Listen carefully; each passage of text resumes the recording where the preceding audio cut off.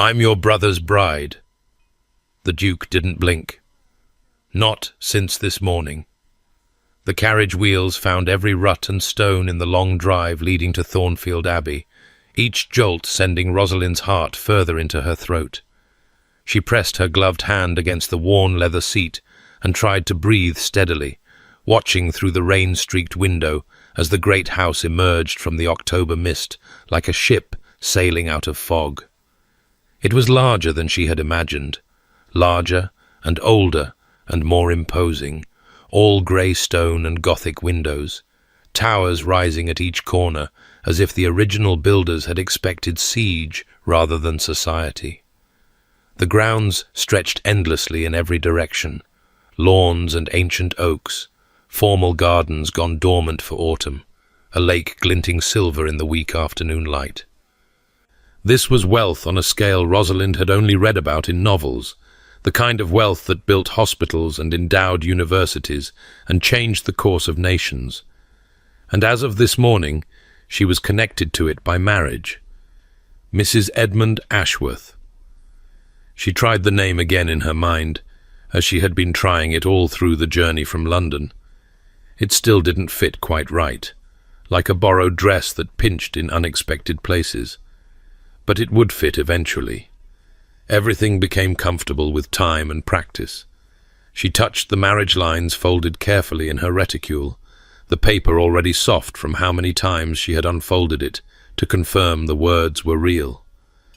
Married this day, October the 14th, 1815, Edmund Charles Ashworth to Rosalind Ann Blackwood. The vicar had been an elderly man with a persistent cough, the church small and empty, save for 2 witnesses pulled from the street. Edmund had apologized for the haste, for the lack of flowers and music and family. "My brother and I are estranged," he'd explained, his handsome face clouded with old pain. "But once he sees I've married a respectable woman, once he meets you, everything will be mended. You'll be the bridge between us, darling. You'll heal my family." It was a heavy responsibility to place on a former governess with 2 worn dresses to her name. But Rosalind had never shrunk from responsibility. It was all she had ever been good at, really being useful, being steady, being the person who solved problems rather than caused them. The carriage slowed as they approached the great front entrance, and Rosalind took a final moment to compose herself. She smoothed the skirt of her brown wool travelling dress, her best dress, her only good dress, the one she had been saving for church Sundays and potential interviews. Her hair was pinned as neatly as she could manage without a proper mirror, and her face was pale but presentable. She looked, she hoped, like a gentleman's wife, like someone who belonged in a place like this. She absolutely did not look like someone who had spent the last 6 years teaching other people's children while desperately saving coins against the workhouse. She did not look like someone who had cried herself to sleep more nights than she could count, wondering if this scraping, grateful, precarious existence was all her life would ever be. That life was over now. Edmund had chosen her, and she had chosen safety, and together they would build something stable and good. The carriage door opened. A footman in immaculate livery stood waiting, his face professionally blank, despite what must have been considerable surprise at the unexpected arrival of a lone woman in a hired hack. "I am Mrs. Edmund Ashworth," Rosalind said, pleased that her voice emerged steady. "I have come to see His Grace, the Duke of Thornfield. I believe he is expecting me." This last was not entirely true, but Edmund had assured her he would send word ahead, and surely he had. Surely. Something flickered across the footman's face. Surprise, quickly suppressed, but he offered his hand to help her down with perfect courtesy. "If Madam will follow me, I will inform His Grace of your arrival." The entrance hall was cavernous and cold, all marble floors and ancestral portraits staring down from panelled walls. Rosalind's practical boots echoed far too loudly as she followed the footman, and she found herself walking on tiptoe, trying to take up less space. This was a house that demanded grandeur from its occupants, that made ordinary mortals feel small and insignificant. No wonder Edmund had struggled here. He was warmth and charm and laughter. This place was winter given architectural form. She was left in a small parlour that was clearly meant for tradespeople and other persons of uncertain status, comfortable enough, but lacking the grandeur she'd glimpsed in the entrance hall. A fire burned in the grate, which was considerate, and she stood as close to it as propriety allowed, warming hands that had gone cold from more than the October chill. Please let this go well. Please let him welcome me. Please let everything Edmund promised be true. The door opened. Rosalind turned, her prepared speech dying on her lips, because the man who entered was not what she had expected. She had imagined someone older, softer, more obviously ducal in the way of aging aristocrats who had run to fat and complacency. Edmund had described his brother as stern and unyielding, cold as the stone of the abbey itself, and she had pictured someone grey and withered, desiccated by his own rigidity. The Duke of Thornfield was none of those things. He was perhaps 30, tall and broad-shouldered, built like a man who still rode hard and worked his estates with his own hands. His hair was dark, nearly black, touched with silver at the temples that seemed premature, given his age, as if worry had done what years had not. His face was handsome in a severe way, all sharp angles and strong bones, a face that might have been carved from the same grey stone as his ancestral home. But it was his eyes that arrested her, grey and penetrating, taking her measure in a single glance and apparently finding her wanting. He did not smile. He did not offer any of the social pleasantries that should have smoothed this awkward meeting. He simply looked at her, waiting, and the weight of that gaze made Rosalind feel like a bug pinned beneath glass. "Your Grace." She dropped into her best curtsy, the one she had practiced in her cramped London lodgings until her knees ached. "Thank you for receiving me. I am, that is to say, as of this morning, I have the honour to be—" She drew a breath and forced the words out. "I'm your brother's bride." The Duke didn't blink. "Not since this morning." For a moment, the words made no sense. They were English, certainly, and she understood their individual meanings, but arranged in that order they became incomprehensible.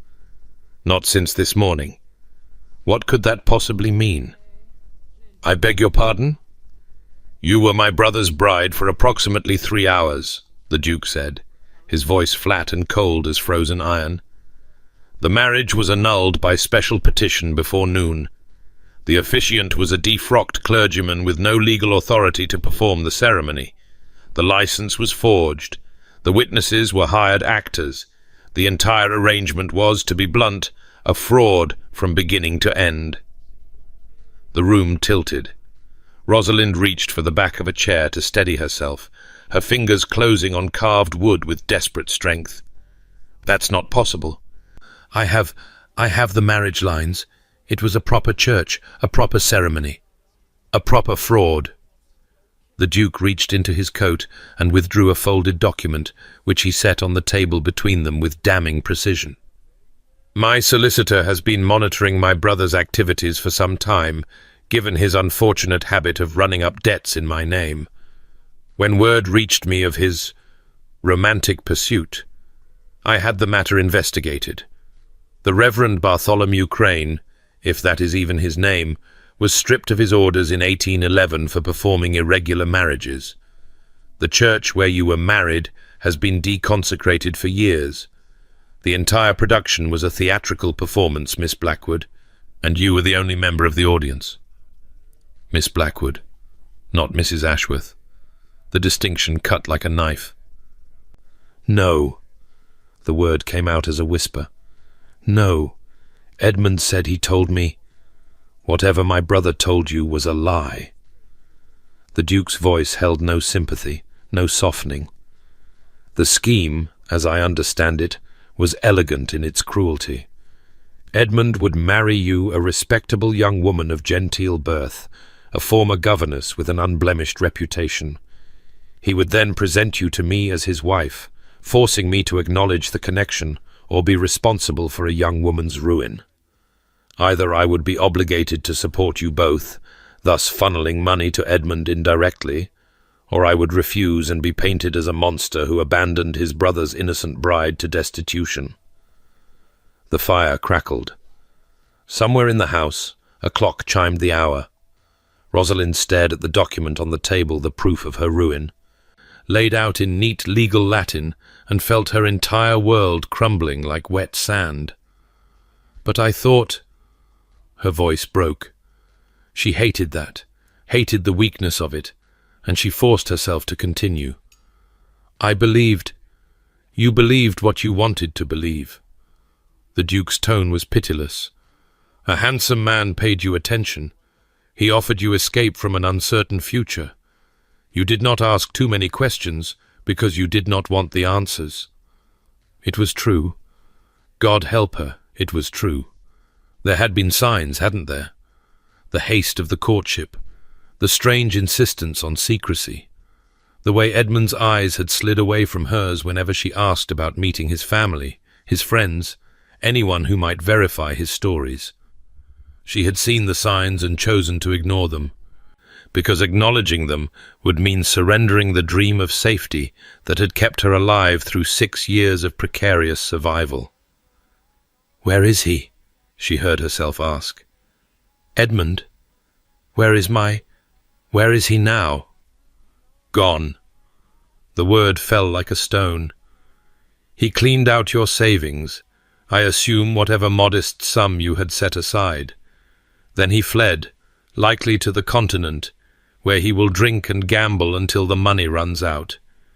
He has done this before, Miss Blackwood. You are not his first victim, merely his latest." Not his first. The words echoed in the hollow space where her hopes had been. She was not special. She was not even a person to him, merely a means to an end, a convenient pawn in a family game she had never known she was playing. "The woman before you was named Charlotte Merriweather." The Duke's voice had changed slightly, a rough edge beneath the ice. "She was the daughter of a curate, like yourself, unmarried, unprotected. When my brother tired of his scheme and abandoned her, she was left with nothing, no reputation, no prospects, no hope. She walked into a river 6 months later." Rosalind's hand flew to her mouth. "I have funded an investigation into Edmund's activities since then," the Duke continued, "but I was too late to prevent your entanglement. For that, I offer you my regret. But regret will not restore your reputation or recover your savings." Silence stretched between them. Rosalind became aware that she was shaking fine tremors running through her body that she could not control. She was ruined. Not actually ruined, in the way society meant the word, but effectively so. She had travelled alone to a bachelor household. She had claimed to be married to a man who had never been her husband. Her references from her last position were in Edmund's possession, along with her money and her naive belief that the world could be kind. She had nothing. She was nothing. "What am I meant to do?" The question emerged as barely more than a whisper, stripped of all pride. "I have no money, no references, no family to return to. Where am I meant to go?" The Duke's expression did not change, but something shifted in those grey eyes, a flicker of... what? Guilt? Responsibility? Perhaps merely the cold calculation of a man weighing his options. "That," he said, "is precisely the question." He turned away from her, moving to stand before the window, his broad shoulders silhouetted against the grey October light. For a long moment he said nothing, and Rosalind watched him, trying to read meaning in the rigid line of his spine. He was not entirely unfeeling, she sensed. The story of Charlotte Merriweather had cost him something to tell, but whatever compassion he possessed was buried deep, armoured against access. "Sit down," he said finally, without turning. before you collapse and cause a scene." It was not a kind invitation, but Rosalind's knees were threatening to buckle, and she sank into the nearest chair with profound relief. The fire's warmth reached her, slowly thawing the ice that had formed in her veins. She was still ruined. She was still alone. But she was warm and seated, and not yet thrown out into the rain. "I am responsible for this situation." The Duke's voice was quiet, almost thoughtful, as if he were working through a problem. "Not directly, but my failure to control my brother's activities has resulted in harm to an innocent person. Justice would suggest that some form of restitution is owed. I don't want charity." The words came out sharper than she intended, but she meant them. "I've never taken charity in my life. I've worked for everything I have, everything I had. I won't become some pensioner, living off guilt money because your brother is a monster." The Duke turned at that, and for the first time, something like interest crossed his features. "What would you have then, Miss Blackwood, if not charity?" "Employment."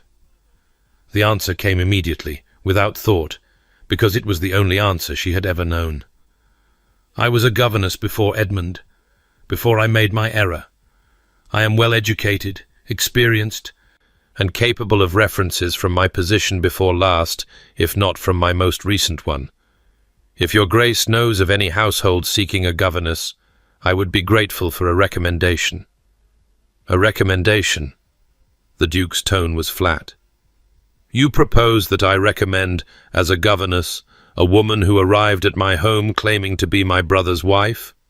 A woman whose reputation, however unjustly, has been destroyed by association with a known scoundrel? What household precisely would welcome such a candidate?" Rosalind's chest tightened. He was right. Of course he was right. No respectable family would hire a governess with her history, even if that history was nothing but lies and victimhood. The world did not care about truth. It cared about appearances. "Then what do you suggest?" She heard the desperation creeping into her voice and despised herself for it. "The workhouse? The streets? I have no other options, Your Grace. I have nothing." The Duke was silent for a long moment. Then he moved to the door, opened it, and spoke quietly to someone waiting outside, a servant, presumably. When he closed it again, his expression had shifted, become more businesslike. "My sister died 3 years ago," he said, the words clipped and efficient. "She left behind a daughter, Patience, who has been in my care since. The child is 8 years old, intelligent, and entirely ungovernable. She has driven away 4 governesses in as many months. The most recent one departed last week, in tears, after Patience released a collection of garden snakes into her bedroom. Despite everything, a flicker of something that might have been amusement crossed Rosalind's face. She suppressed it quickly. "You are proposing that I become her governess. I am proposing that you accept a position for which you are qualified, in a household where your history is already known, and therefore cannot be used against you." The Duke's tone remained coolly practical. "You would have room and board, a reasonable salary, and the protection of this household's name. In exchange, you would care for my niece, and speak to no one of the circumstances of your arrival. The servants will be told that you are a distant connection, a cousin of some sort, recently bereaved, and in need of quiet occupation. It is not an elegant solution, but it has the virtue of being true enough to survive scrutiny." Rosalind stared at him. "You are offering me a position in your household, after everything. I am offering you a means of survival that does not require charity or sacrifice of dignity." A pause. "Though I will warn you that Patience has broken stronger spirits than yours. If you accept, you must understand that I will expect genuine effort, not mere presence. The child has suffered enough loss without adding another false attachment to her account." It was not kindness. It was not even sympathy. It was cold pragmatism, the clearing of an account that had never been his to carry. But it was also a lifeline, thrown to a drowning woman who had no right to expect rescue. "Why?" Rosalind heard herself ask. "Why offer me anything at all? You could turn me out. No one would blame you. I'm nothing to you less than nothing. Just another of your brother's messes to be cleaned up and forgotten." The Duke's jaw tightened. For a moment, she thought she had pushed too far, that he would rescind the offer and cast her out into the October rain where she belonged. "Charlotte Merriweather was 22 years old," he said quietly. "She had a younger brother who worshipped her, and a mother who never recovered from the loss. I paid for her funeral because my brother would not. I gave money to her family because it was the least I could do, the very least, and it was not nearly enough." He met her eyes, and for the first time she saw something human in those grey depths. "I will not have another woman's ruin on my conscience, because Edmund cannot be controlled. You may call it guilt if you wish. I call it responsibility." Rosalind's throat ached. She wanted to hate him for his coldness, his judgmental assumptions about her motives, the way he had laid out her failures with surgical precision. But she could not hate a man who blamed himself for his brother's sins, who paid for strangers' funerals, who carried the weight of dead women's ghosts. "I accept," she said. "The position. I accept." "Good." The Duke nodded once, briskly, as if concluding a business transaction. "Mrs. Crawford, our housekeeper, will show you to your quarters and explain the household arrangements. Dinner is served at 7. You will take your meals in the nursery with Patience until further notice. You will have Sundays free and every second Wednesday afternoon. Your salary will be paid quarterly. And the first quarter in advance consider it restitution for the funds my brother stole from you." "That isn't necessary." "It is necessary to me." His voice brooked no argument. "You will find Patience in the schoolroom. I suggest you introduce yourself before dinner. And Miss Blackwood." He paused at the door. "She will test you, rigorously and immediately. Do not let her win." Then he was gone, leaving Rosalind alone in the little parlour, with the fire crackling, and her entire world rebuilt on new and uncertain foundations. Mrs. Crawford was a small, brisk woman with grey hair and sharp eyes that missed nothing. She led Rosalind through the labyrinthine corridors of Thornfield Abbey with efficient speed, pointing out landmarks along the way, the library, the music room, the long gallery that connected the old wing to the new. "The governess's quarters are in the east wing," Mrs. Crawford explained, "near the nursery and schoolroom. You'll have your own sitting room and bedroom, modest but comfortable. The previous governesses found them adequate, though I'll own they didn't stay long enough to complain about the furnishings." "The snakes?" Rosalind asked. Mrs. Crawford's lips twitched. "Among other things. Miss Patience is a spirited child. She took her mother's death hard, and then her father's. He followed his wife within the year. They were that devoted, and now she's been moved from her family home to this great cold pile with an uncle she barely knows. It's no wonder she's angry. But understanding the cause doesn't make managing the effects any easier. Her uncle seems concerned for her welfare." "His Grace?" Mrs. Crawford paused to open a door, revealing a narrow staircase. "He loves that child more than he knows how to show. That's the trouble with the Ashworth men. They feel everything deeply and express nothing at all. His Grace's father was the same. Watched his wife die of consumption without shedding a single tear, then drowned himself in the lake 3 months later. They call it stoicism, but I call it a sickness of the heart." Rosalind filed this information away carefully. It explained something about the Duke's coldness, that impenetrable reserve. He was not unfeeling. He was armoured against feeling, and that was a very different thing. The governess's quarters were, as promised, modest but comfortable. A small bedroom with a narrow bed, a washstand, and a wardrobe. A sitting room with a desk, a bookshelf, and 2 worn but cozy chairs before a fireplace. The windows looked out over a kitchen garden, winter bare but neatly tended. It was not grand, but it was private and warm and safe. 3 things Rosalind had learned never to take for granted. "I'll have your things sent up," Mrs. Crawford said, and then paused, embarrassment flickering across her normally composed features. "That is, I understand you arrived with only a small bag. The rest of my belongings were lost in transit." The lie came easily, smoother than the truth. "I'm afraid I have very little with me." "Well," Mrs. Crawford's voice softened, "we'll see what can be done about that. The previous governesses left behind a few things that might be altered to fit. You're a sensible size, at least." Rosalind's throat tightened at this unexpected kindness. "Thank you, Mrs. Crawford." "Don't thank me yet. You haven't met Miss Patience." The housekeeper moved toward the door. "The schoolroom is down the hall, 3rd door on the left. His Grace suggested you introduce yourself before dinner.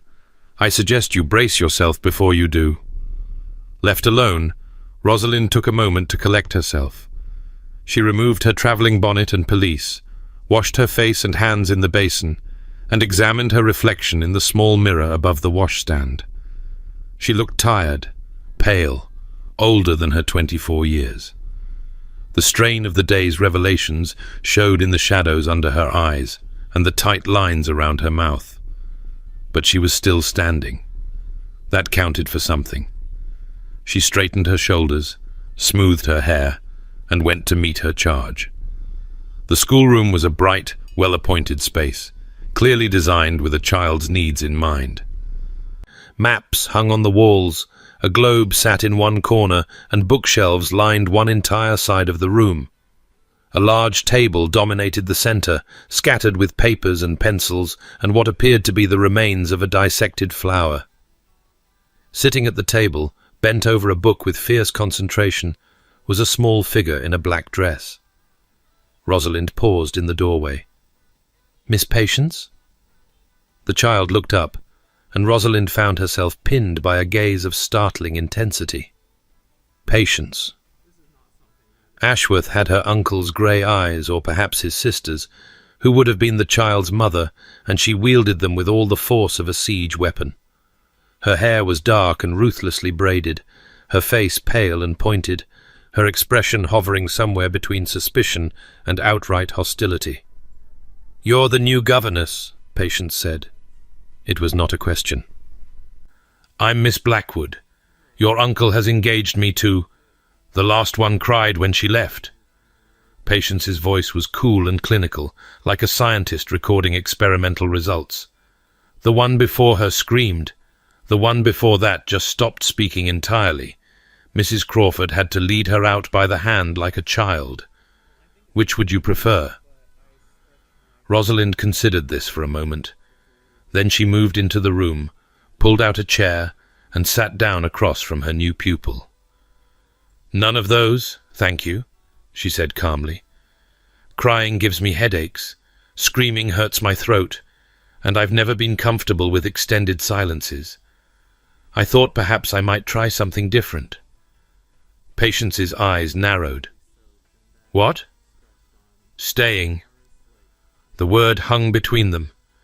Patience stared at her with evident skepticism, clearly waiting for the trick, the catch, the hidden condition that would prove this new governess was no different from the others.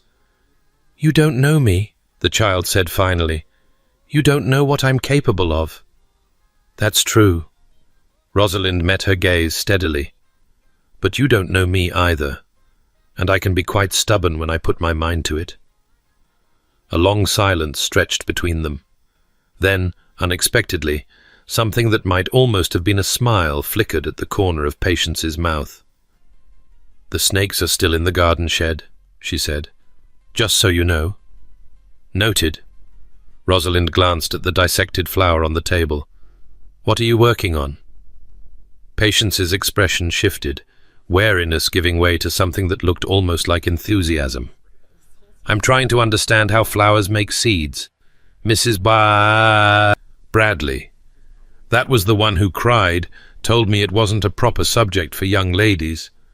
But Uncle Sebastian says that understanding how things work is never improper, so I've been conducting experiments. May I see?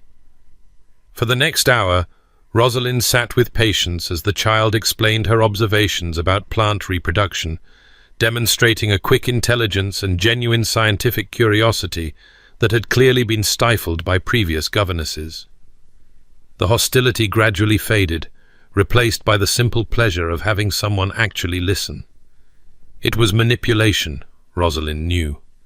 Patience was testing her with this sudden charm, just as surely as she had tested the others with her cruelty. But it was also real. The child's mind was genuinely hungry, and she had been starved of intellectual companionship.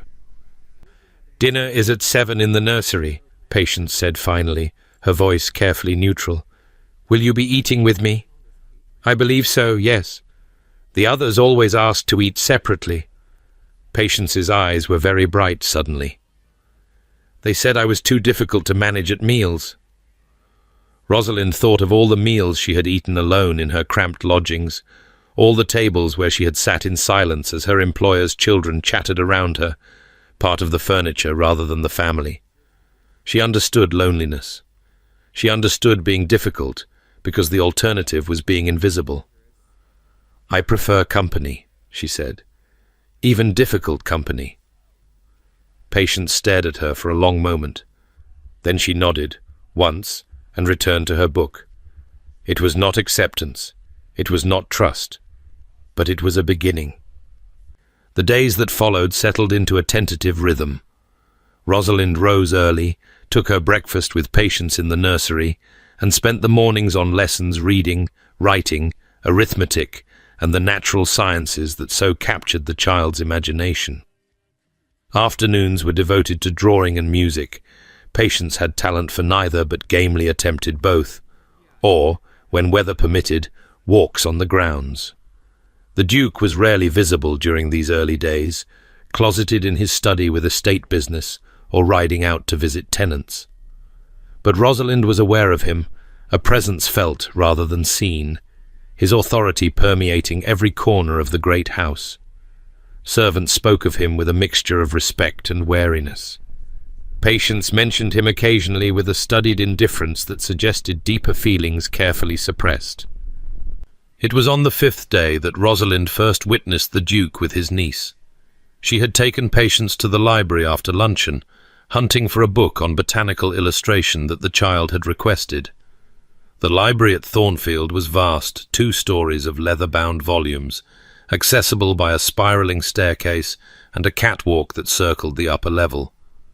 Rosalind had climbed to the upper gallery in search of the natural history section, leaving Patience exploring below. She had just located the book she sought when voices drifted up from below. "You promised." Patience's voice tight with anger. "I said perhaps." The Duke, patient but firm. "Perhaps is not a promise. You said perhaps we could ride together this afternoon. I've been waiting all week. And I have spent all week dealing with a drainage dispute in the South Fields. Tenant farmers do not wait for ducal convenience, Patience. Nothing waits for ducal convenience except me." The child's voice cracked. "You promised you would be different from father. You promised you would have time." Silence. Rosalind held her breath, knowing she should announce her presence, unable to make herself move. "Your father loved you very much." The Duke's voice had changed, roughened somehow. "His absence was not a choice. He chose her. He chose dying with her instead of living with me. That isn't—" A breath, harsh and uneven. "Patience. Your father did not choose to die. His heart gave out. The doctors said—" "I know what the doctors said." Patience's voice was very small now. "I also know he stopped trying after she was gone. He just stopped." More silence. Then, unexpectedly, the sound of movement boots on marble, the rustle of fabric, and when the Duke spoke again, his voice was closer, gentler. "I cannot promise to be different from your father. We are made of the same cloth, he and I cannot change my nature. But I can promise to try. I can promise that I will not stop trying, that I will not leave you alone in this great cold house without warning or explanation. Can that be enough for now?" A long pause. Then, in a voice so quiet Rosalind barely heard it, "For now." "Good." The Duke cleared his throat, and when he spoke again, the familiar coolness had returned. "I believe I have an hour before my next appointment. If you can have your pony saddled in 10 minutes, we might manage a short ride before tea." Patience's response was a wordless sound of joy, followed by footsteps racing toward the door. Rosalind waited until the library had been silent for a full minute before descending the stairs, the book clutched to her chest like a shield. She should not have heard that conversation. It was too private, too raw, too human. It made the Duke something other than the cold pragmatist who had offered her employment as one might settle an account. It made him a man who loved his niece and did not know how to show it, who grieved for his sister and brother-in-law and did not know how to say it, who had built walls so high that even a child's pain could barely scale them. It made him, in short, the kind of man she could not afford to think about. She delivered the book to Patience's room and did not mention what she had overheard. 2 weeks into her employment, Rosalind could not sleep. This was not unusual. Her mind had always been too active for easy rest, churning through problems and possibilities long after her body begged for release. Tonight it was the accounts that kept her awake. She had been reviewing Patience's educational progress, making notes for future lessons, and had somehow found herself calculating the Duke's apparent annual income based on fragments of overheard conversation about rents and harvests. It was none of her business. But old habits died hard, and survival had made her an excellent observer of wealth and its distribution. The library would have books that might settle her mind, something dull and improving sermons, perhaps, or agricultural treatises. She pulled a wrapper over her nightgown, took a candle, and made her way through the silent corridors. The library was not empty. A single lamp burned at a desk in the far corner, and behind it sat the Duke, bent over a stack of papers with the intensity of a man fighting a battle against overwhelming odds. He had discarded his coat and cravat. His shirt sleeves were rolled to the elbow, his dark hair dishevelled as if he had been running his hands through it. He looked younger like this, less armoured, human. Rosalind froze in the doorway, torn between retreat and the impropriety of being seen in her nightclothes by her employer. Too late. His head came up, those grey eyes finding her in the candle-lit gloom. "Miss Blackwood." "Your Grace, I apologize. I did not realize the library would be occupied. I will stay." The word came out rougher than he perhaps intended, and he moderated his tone. "That is, you are welcome to use the library. I do not own the night hours." She should leave. Every rule of propriety demanded it.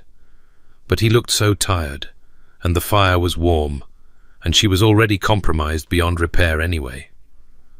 "I could not sleep," she said, moving toward the shelves. "I thought reading might help." A common remedy.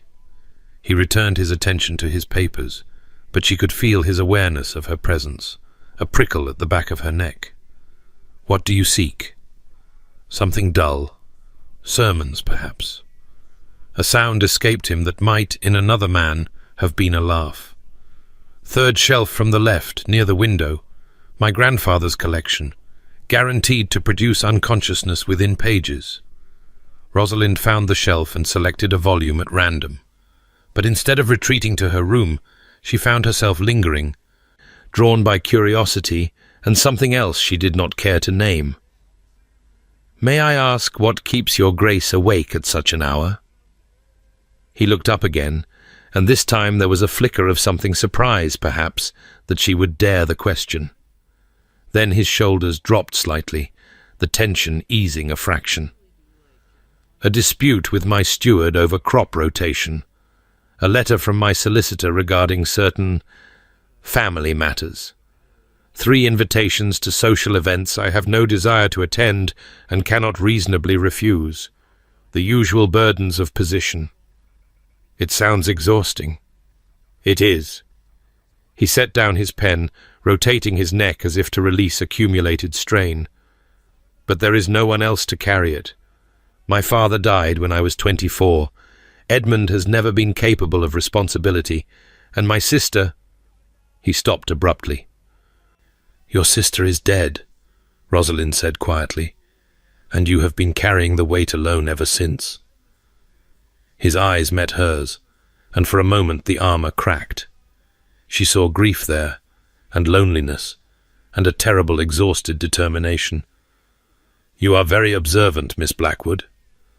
I was a governess for 6 years. Observation was a survival skill. And now? His voice was soft. What skills do you employ for survival now? It was a dangerous question. The hour was late, the setting intimate, and she was standing in her nightclothes before a man who was both her employer and, she was coming to realize, entirely too interesting for her peace of mind. The same ones, she said, watching, learning, adapting, making myself useful so that I cannot easily be discarded. You think I would discard you? I think everyone is discarded eventually. The words came out more bitter than she intended. When we cease to be useful, we cease to exist. It is the way of the world. He was silent for a long moment. Then he rose from his desk and moved toward her, stopping at a distance that was proper, but felt far too close. My brother told you that you were useful, he said quietly. Useful for his schemes, his manipulations, his selfish ends. He made you believe that utility was your only value. Rosalind's breath caught. That isn't... It is exactly what happened. I have seen it before, not with Edmund, but with men like him. They find women who have been taught that service is survival, that their worth lies only in what they can provide for others. And they exploit that belief until there is nothing left. You speak as if you know me. Her voice came out steadier than she felt. We have barely exchanged a dozen sentences. I know what I have observed. His grey eyes held hers, refusing to let her look away. I know that you arrived at this house expecting to be thrown out, and when you were offered employment instead, your first instinct was to refuse anything that smelled of charity. I know that you have spent 2 weeks making yourself indispensable to my niece, not through manipulation, but through genuine care. I know that you sit up late at night calculating accounts that are not your concern, because understanding a household's finances is another form of self-protection. Rosalind's cheeks burned. You have been watching me. I watch everything that happens in my house. It is my responsibility. A pause. And yes, I have been watching you. The confession hung between them, weighted with meaning neither of them was prepared to address.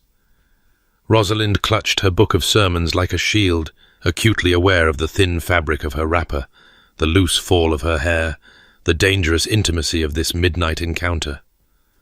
I should go, she said. You should. But he did not move, and neither did she. Your Grace. Sebastian. The name came out rough, almost unwilling.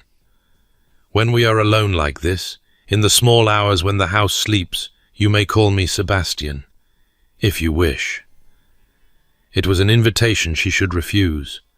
Familiarity led to attachment, and attachment led to pain, and she had suffered enough pain to last several lifetimes. But he looked so tired, so alone. So like the man in the library with his niece, awkwardly trying to connect across walls he had spent years building. Sebastian, she said softly, You should sleep. The disputes and letters will wait until morning."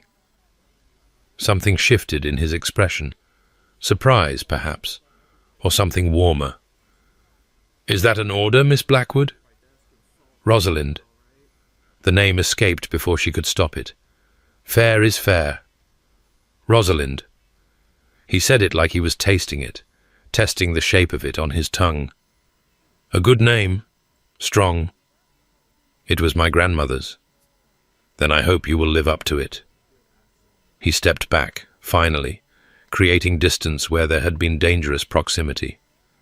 "Good night, Rosalind. I hope the sermons provide the tedium you seek." She fled then, clutching her book and her candle and the memory of her name in his mouth. But she did not read the sermons that night. She lay awake instead, staring at the ceiling of her modest room, and thought about grey eyes and tired shoulders, and the way a cold man could suddenly seem warm. She was in trouble. She knew it with the bone-deep certainty of a woman who had survived by recognizing danger. But for the first time in longer than she could remember, she was not sure she wanted to escape.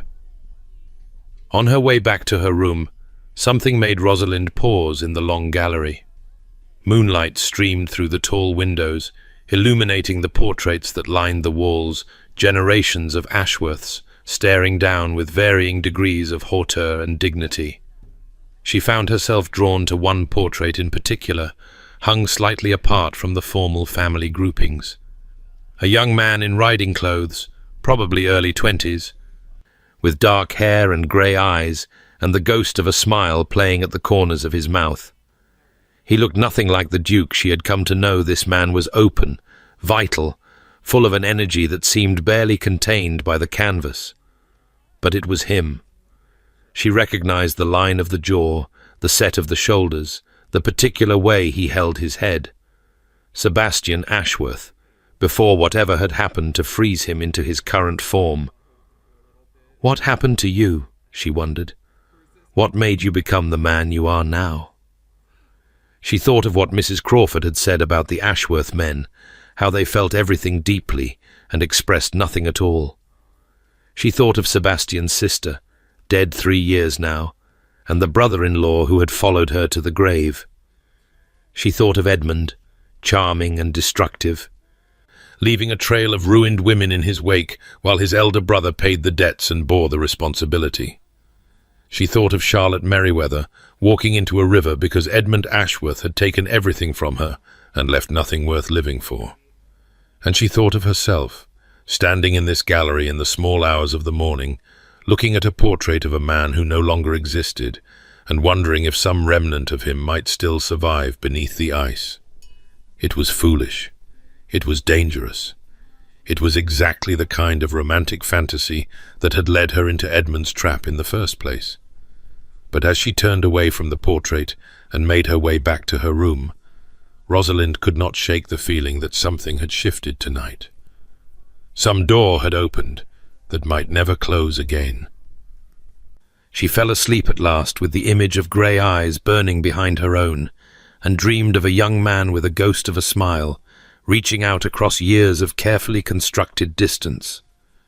3 weeks had transformed the rhythm of Rosalind's days into something approaching normalcy, or as normal as life could be in a great house where she occupied the peculiar space between servant and guest, neither quite one nor the other. Patience had not driven her away. This fact seemed to astonish everyone in the household, from Mrs. Crawford, who had begun leaving small treats on Rosalind's breakfast tray, to the footman, who now greeted her with genuine smiles rather than the wary neutrality reserved for temporary staff. Even Patience herself seemed surprised, testing Rosalind's resolve with decreasing frequency as the days passed. The snakes remained in the garden shed, undisturbed. "You're still here," Patience observed one morning, looking up from her arithmetic with an expression of grudging respect. "Sarah, the one who cried, lasted 12 days. You've beaten her record." "I wasn't aware we were keeping score." "I always keep score." Patience returned to her sums, but there was something lighter in her manner now, something that looked almost like trust beginning to form. "Uncle Sebastian asked about you at breakfast yesterday. He wanted to know how your lessons were progressing." Rosalind's pen stuttered on the page she was marking. "Did he?" "He asks about you quite often, actually." Patience's voice was studiedly casual. "More than he asked about the others. Mrs. Crawford says it's because you're a distant cousin and he feels responsible for your welfare. But I don't think that's the real reason." "And what do you think the real reason is?" Patience looked up, grey eyes so like her uncle's, sharp with intelligence beyond her years. "I think he's lonely. And I think you might be lonely too. Lonely people recognize each other." The observation struck too close to the truth. Rosalind busied herself with the marking, unwilling to let an 8-year-old see how accurately she had hit the mark. "Your arithmetic is improving," she said, deliberately changing the subject. "You've only made 2 errors on this page." Patience accepted the deflection with the grace of a child who had learned when not to push. But her words lingered in Rosalind's mind long after the lesson ended, a stone dropped into still water that continued to send ripples outward. Lonely people recognize each other. She had been lonely for years, she realized. Even before Edmund, before the false marriage and the shattered illusions, she had been alone in a fundamental way that no amount of employment or occupation could address. Governesses lived in a kind of social purgatory, too educated for the servants' hall, too dependent for the drawing room. She had grown accustomed to isolation, had built her identity around it, had told herself that solitude was strength. But it wasn't strength. It was survival. And survival, she was beginning to understand, was not the same as living.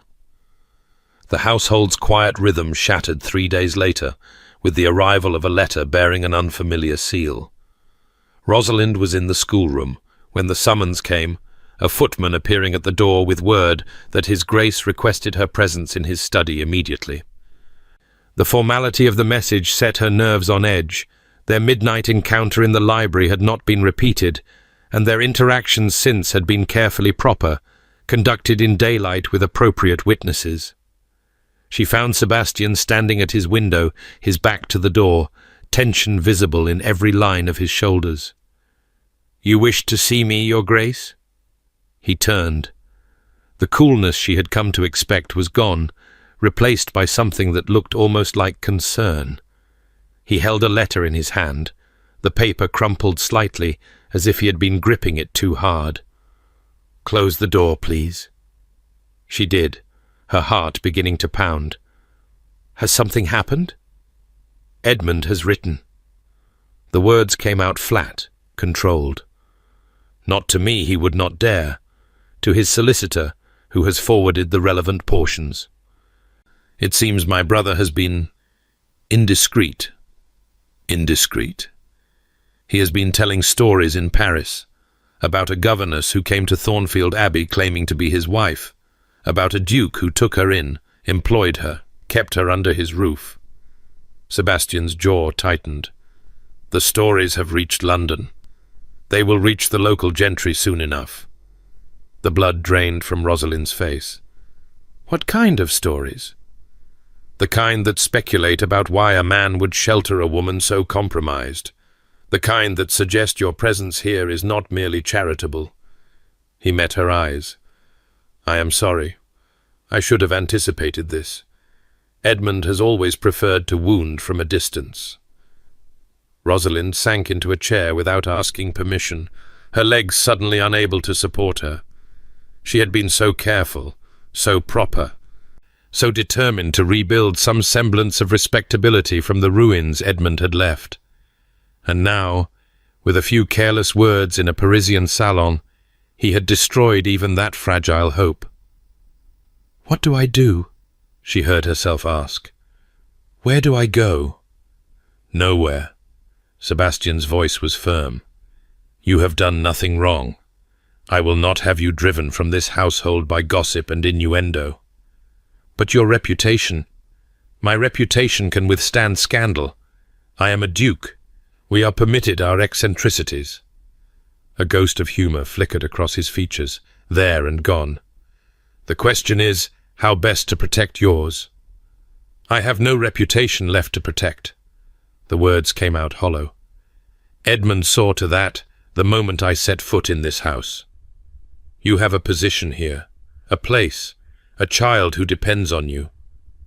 Sebastian moved closer, his voice softening. Patience has begun to heal under your care. I have watched it happening, the anger fading, the trust growing. I will not allow my brother to take that from her, or from you. Rosalind looked up at him, this cold, careful man who kept offering her lifelines when she expected to drown. Why? She asked. Why do you continue to help me? The obligation you felt you discharged it weeks ago. Every day I remain here puts you at greater risk. Yet you keep... She stopped, unable to find the words for what he kept doing. Protecting her, watching over her, making her feel, for the first time in years, that she mattered as more than a useful pair of hands. Because it is right. His voice was quiet but certain. Because Edmund has taken enough. Because... He stopped, something shifting in his expression. For a moment, she thought he might say more, might finally name the thing that had been growing between them in midnight libraries and accidental glances. But the shutters came down, the armor returning, and when he spoke again his voice was brisk with purpose. I have sent word to my solicitor. We will address this matter legally if necessary. Edmund's slander can be prosecuted if he continues. In the meantime, I intend to invite several families to the Abbey for a house party next month.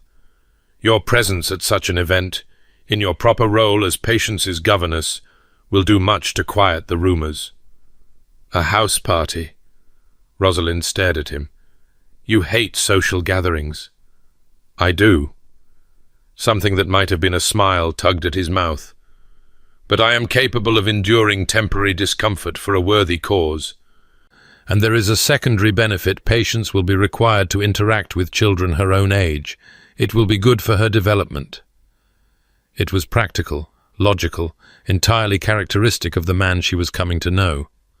But Rosalind heard what he did not say, that he was willing to open his home to strangers, to endure weeks of social obligation, to put himself through what was clearly a kind of personal torture, all to protect a woman who had no claim on his consideration beyond an accident of his brother's cruelty. "Thank you," she said softly. "Do not thank me yet." His expression darkened. A house party means eligible young ladies and their matchmaking mothers. I will be hunted like game across my own estate. If you have any gratitude, you might consider serving as a distraction. A distraction? If I am seen paying attention to the governess, even in the most innocent way, it may discourage the more aggressive pursuit. His eyes met hers, and something electric passed between them. Unless you object to being used as a shield. She should object. The arrangement he proposed would only fuel the rumors they were trying to quiet. But the alternative, watching him be pursued by simpering debutantes while she stood in the shadows, was somehow worse. "I am at your Grace's service," she said, and if her voice emerged slightly breathless, she chose not to examine why. The preparations for the house party consumed the following weeks. Mrs. Crawford bustled through the house like a general marshalling forces, organizing cleaning crews and menu planning and the 1,000 details that went into hosting members of the gentry.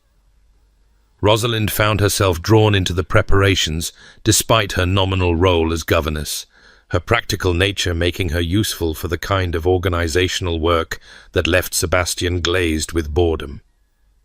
"You have a talent for this," he observed one evening, reviewing her neatly organized lists of room assignments and dietary requirements. They had fallen into the habit of meeting in his study after Patience was abed, ostensibly to discuss the child's progress, but increasingly to simply talk. "The army could use you. I spent 6 years managing nurseries full of children who did not wish to be managed.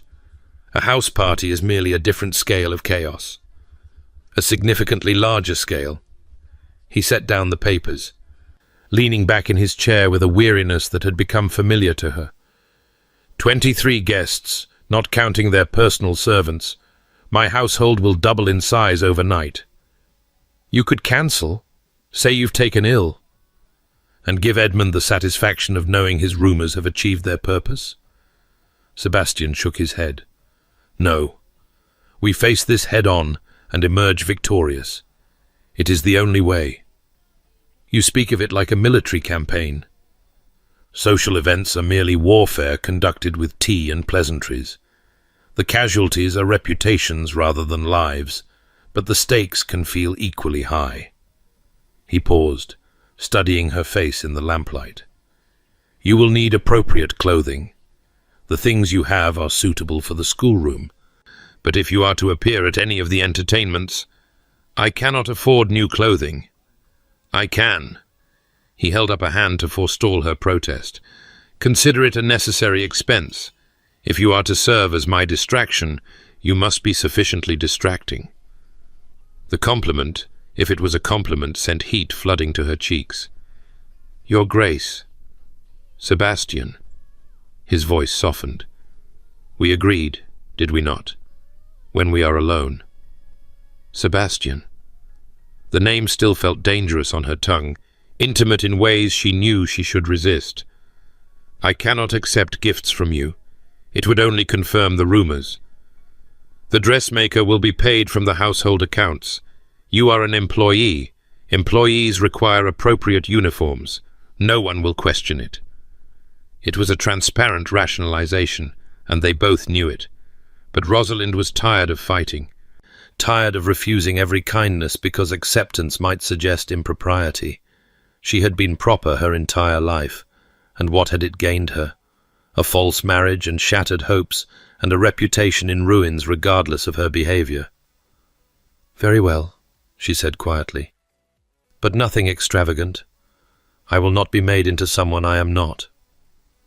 I would not dream of it. His eyes held hers, warm with something that might have been admiration. Your practicality is one of your finest qualities. I would not see it compromised for the sake of fashion. Later, lying sleepless in her narrow bed, Rosalind turned his words over in her mind. One of your finest qualities. The implication that he had catalogued her qualities, had considered them, had formed opinions about which were finest. It should not have pleased her so much. It should not have made her heart race like a girl in the first flush of romantic feeling. But it did. God help her, it did. The house party guests began arriving on a grey November morning, their carriages processing up the long drive like ships sailing into harbour. Rosalind watched from the schoolroom window, Patience pressed against the glass beside her. That's Lady Ashton's carriage, Patience said, her voice flat with disapproval. She has 3 daughters who all think they should be the next Duchess. Uncle Sebastian hides in his study when she visits. How do you know which carriage is hers? I make it my business to know things. Patience glanced up at her, grey eyes sharp. Lady Ashton's daughters are named Honoria, Cecilia, and Marguerite. Honoria is the eldest and the prettiest. She'll be the most aggressive. Cecilia plays the pianoforte badly and will insist on performing. Marguerite is the youngest and the cleverest, which means she's the most dangerous. You've given this considerable thought. Uncle Sebastian is mine. The fierce protectiveness in the child's voice was unmistakable. I don't want any of those women taking him away. Rosalind knelt to meet her eyes. No one is going to take your uncle away. A wife would not replace you in his affections. Mother's death replaced me in father's. The words emerged quiet and matter-of-fact, more devastating for their lack of emotion. He loved her more than me. When she was gone, I wasn't enough to keep him here. Oh, sweetheart. Rosalind gathered the child into her arms, feeling the small body stiffen, and then, gradually, relax against her. Your father's death was not about you. His heart was broken, literally broken, and no amount of love could have mended it. But your uncle is made of stronger stuff. He will not leave you. How do you know? Because I've seen how he looks at you. Rosalind pulled back to meet Patience's tear-bright eyes. And because I've seen the portrait of him as a young man. He was warm once, open once. That person is still in there somewhere. You help him remember that.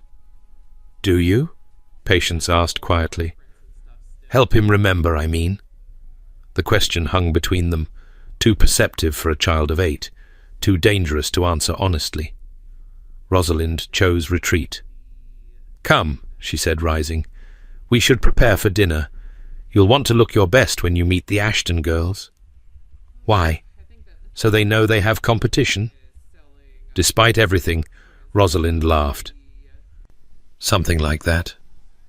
Dinner that first evening was an exercise in controlled chaos. 23 guests filled the dining room, their conversation a rising tide of gossip, politics, and social maneuvering.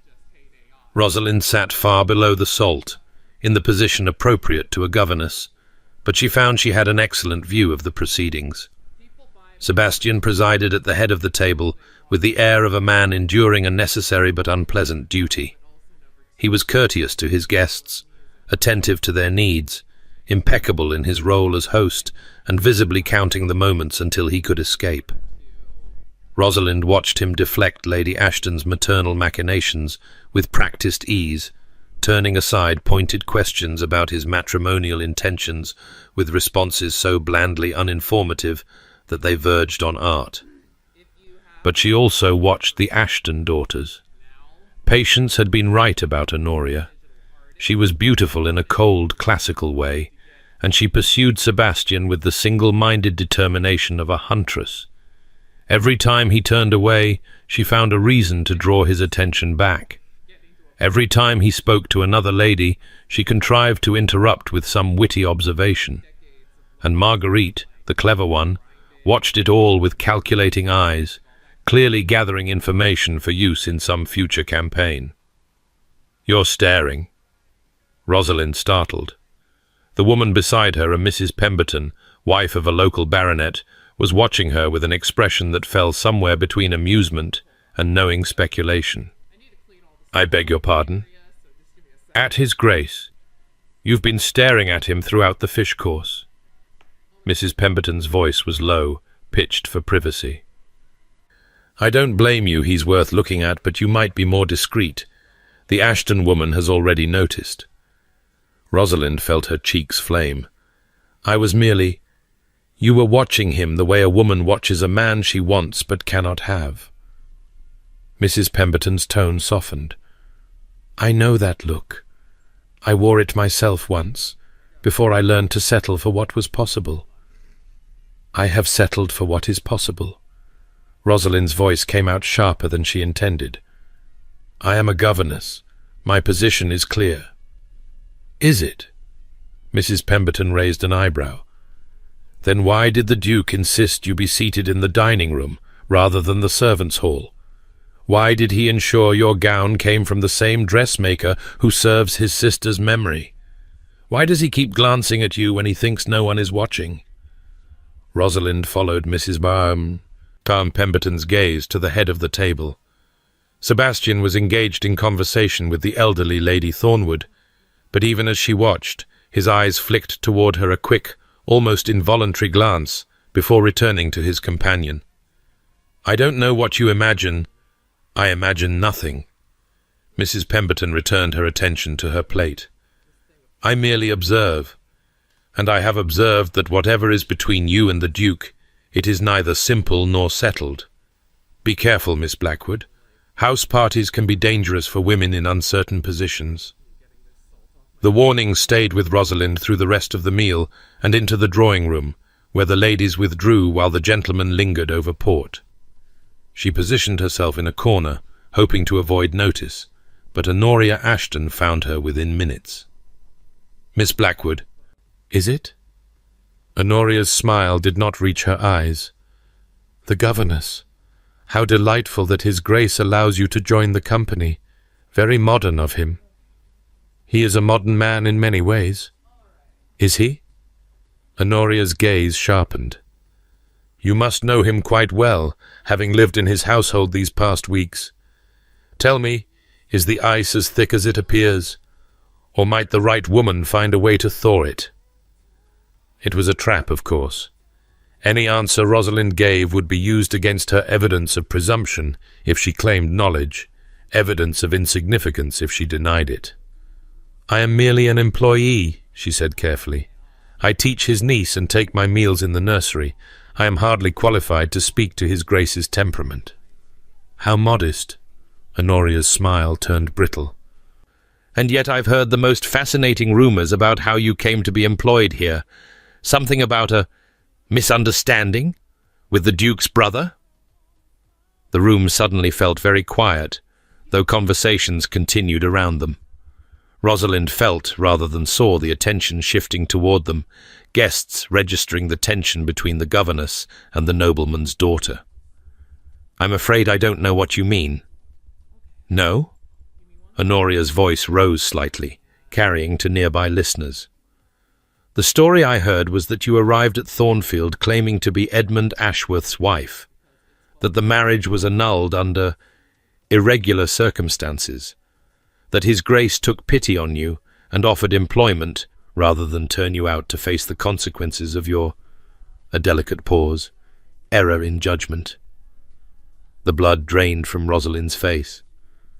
She had known the rumours would follow her, but to have them spoken aloud, in company, with such calculated cruelty, that is quite enough. The voice came from behind Honoria, cold as winter and sharp as a blade. Rosalind looked up to find Sebastian standing in the drawing-room doorway, his expression thunderous. Miss Blackwood is a member of my household and under my protection. His voice carried through the suddenly silent room. I will not tolerate her being subjected to gossip and innuendo in my own home. Is that understood?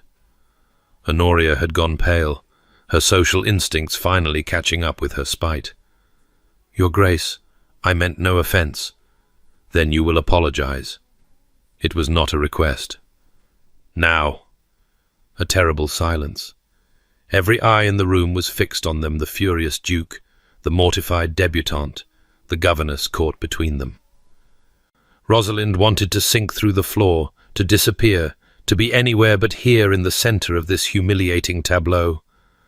I apologize, Honoria whispered, the words clearly costing her. I should not have repeated unfounded rumours. No, you should not have. Sebastian's gaze swept the room, taking in the avid faces, the barely concealed excitement at the drama unfolding before them.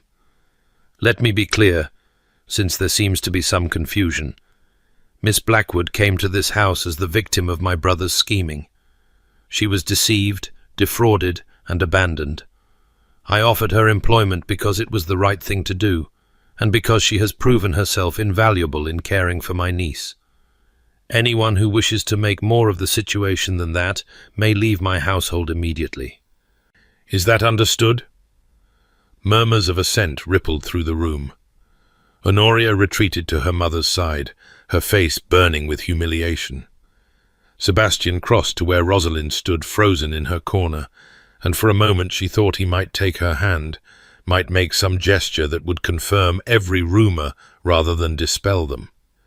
Instead, he simply looked at her, his grey eyes warm with something she was afraid to name. Miss Blackwood, perhaps you might check on Patience. I believe she was having difficulty sleeping. It was an escape, graciously offered, and Rosalind seized it with profound gratitude. She murmured something appropriate and fled the drawing-room, feeling the weight of 24 stares boring into her back. She did not check on Patience. She went instead to her room, closed the door, and sat in the darkness, shaking. He had defended her, publicly, dramatically, in a way that would set tongues wagging from here to London. He had risked his reputation, his standing, his carefully maintained distance from scandal, all to protect her from a vicious girl's malice. Why? The question tortured her through the long hours of the night. She knew why she wanted it to be. She knew the dangerous, impossible hope that had taken root in her heart, despite every effort to suppress it. But hope was treacherous, and Rosalind had learned long ago not to trust it. Men did not sacrifice their standing for governesses. Dukes did not challenge their guests for servants. Whatever Sebastian's motives, they could not be what she secretly wished them to be. And yet, why does he keep glancing at you when he thinks no one is watching? Mrs. Pemberton's words echoed in her mind, refusing to be silenced. The house party continued despite the tension of that first evening, though Rosalind noticed that the Ashton daughters had become considerably more subdued. She kept to the schoolroom as much as possible, emerging only when duty required meals where her absence would be noted, activities involving patience, the occasional evening gathering where Sebastian had specifically requested her presence. Those evenings were sweet torture. She would sit in her corner, trying to focus on her needlework, while Sebastian moved through the room dispensing courtesy and deflecting pursuit. And every so often enough that she could not dismiss it as coincidence, his eyes would find hers across the crowded room, and something would pass between them that made her breath catch. It was on the fifth night that everything changed. The party had gathered in the music room for an evening of amateur performance.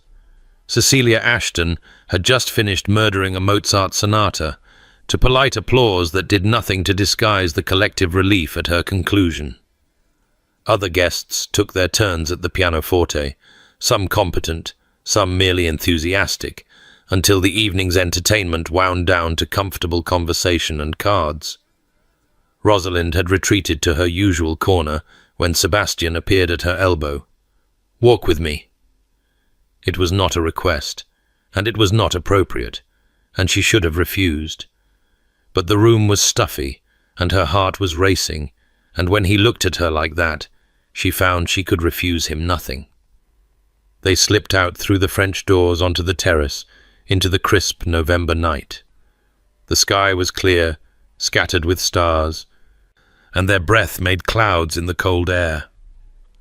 "You've been avoiding me." His voice was quiet, pitched for her ears alone. "I've been maintaining appropriate distance." "There is no appropriate distance anymore." He turned to face her, his expression unreadable in the moonlight. "Not after what happened in the drawing room. The entire county believes I am in love with you." The words hit her like a blow. "And are you?" She had not meant to ask. The question emerged of its own accord, pulled from some desperate place she had tried so hard to keep locked away. Sebastian was silent for a long moment. Then he reached out and took her hand, his fingers warm against her cold ones. "I don't know," he said quietly. "I don't know what I feel. I have spent 8 years refusing to feel anything at all. And then you arrived with your practicality and your courage and your refusal to be broken, and I—" He stopped, his grip tightening. "You make me want things I had convinced myself I did not need." "What things?" "Connection. Warmth. Someone to share the burden rather than carrying it alone." His eyes met hers, raw and open in a way she had never seen from him. "I watch you with patience, the way you love her without condition or reservation, and I think that is what it should look like. That is what I have forgotten how to do." "Sebastian." "I know." His voice was rough. "I know it is impossible. I know the difference in our stations, the scandal it would cause, the damage to your reputation which is already compromised beyond repair by my brother's malice. I know all the reasons why I should maintain distance, why I should let you go when the house party ends, why I should find some sensible match and be satisfied with duty rather than—" He broke off. In the moonlight, she could see the struggle on his face, the man he had forced himself to become, warring with the man he had once been. "Rather than what?" she whispered. "Rather than this." He kissed her. It was not a gentle kiss, not a tentative exploration of new territory. It was the kiss of a man who had been starving for 8 years and had finally found sustenance, desperate and hungry and utterly consuming. His hands came up to cup her face, tilting her head to deepen the contact, and she melted into him without thought or resistance. She had been kissed before hasty, stolen moments with Edmund that had felt more like performance than passion. But this was something else entirely. This was fire and need and the kind of connection she had stopped believing was possible. She clutched at his coat, pulling him closer, drowning in sensation. When they finally broke apart, they were both breathing hard. Sebastian's forehead rested against hers, his eyes closed, his expression almost pained. "I should not have done that." "No." She reached up to touch his face, feeling the roughness of stubble beneath her fingers. "But I'm glad you did." He laughed a real laugh, startled and warm, and caught her hand, pressing a kiss to her palm. "You are a remarkable woman, Rosalind Blackwood. You make me forget all the reasons I should be careful." "Perhaps you've been careful long enough." "Perhaps." He pulled back, though he did not release her hand. "But caution is what has kept this estate solvent and my reputation intact. I cannot simply abandon it because a beautiful woman has turned my head." "Is that what I've done? Turned your head?" "You have done considerably more than that." His eyes held hers, serious now. "You have made me want a future I never thought I would have. A future with warmth and laughter and children and—" He stopped abruptly. And I am getting ahead of myself." He released her hand, stepping back to create distance between them. "The house party has another week to run. When it ends, when the guests have departed and we are no longer under observation, we should talk properly. There are things I need to say, things I need to offer, and I want to do it right." Rosalind's heart was pounding so loudly she was certain he could hear it. "Things you need to offer?" "Rosalind." He said her name like a vow. "You must know by now that I do not do anything by halves. If we pursue this, it will not be some clandestine arrangement. It will be—" He paused, choosing his words. "It will be everything or nothing. I need you to understand that before we go any further. Everything or nothing." The words echoed in her mind, terrifying and exhilarating in equal measure. "I understand." "Good." He offered his arm, formal and proper, as if he had not just kissed her senseless in the moonlight. "Then we should return before our absence is noted. The gossips will have quite enough to discuss without adding fuel to their fire." They re-entered the music room separately, Rosalind first, Sebastian following a few minutes later through a different door. But as she crossed to her corner, she caught Mrs. Pemberton watching her with knowing eyes, and she knew their caution had not been enough. The older woman simply smiled and returned to her conversation, offering no comment. But the message was clear. She had seen, and she knew, and the secret was no longer theirs alone. The final days of the house party passed in a haze of anticipation and anxiety. Rosalind went through the motions of her duties lessons with patience, appearances at meals, polite conversation with guests who seemed increasingly convinced that she was destined to become their hostess. Sebastian maintained appropriate distance in public, but his eyes found hers constantly, speaking a language of promise and patience that made her skin warm and her heart race.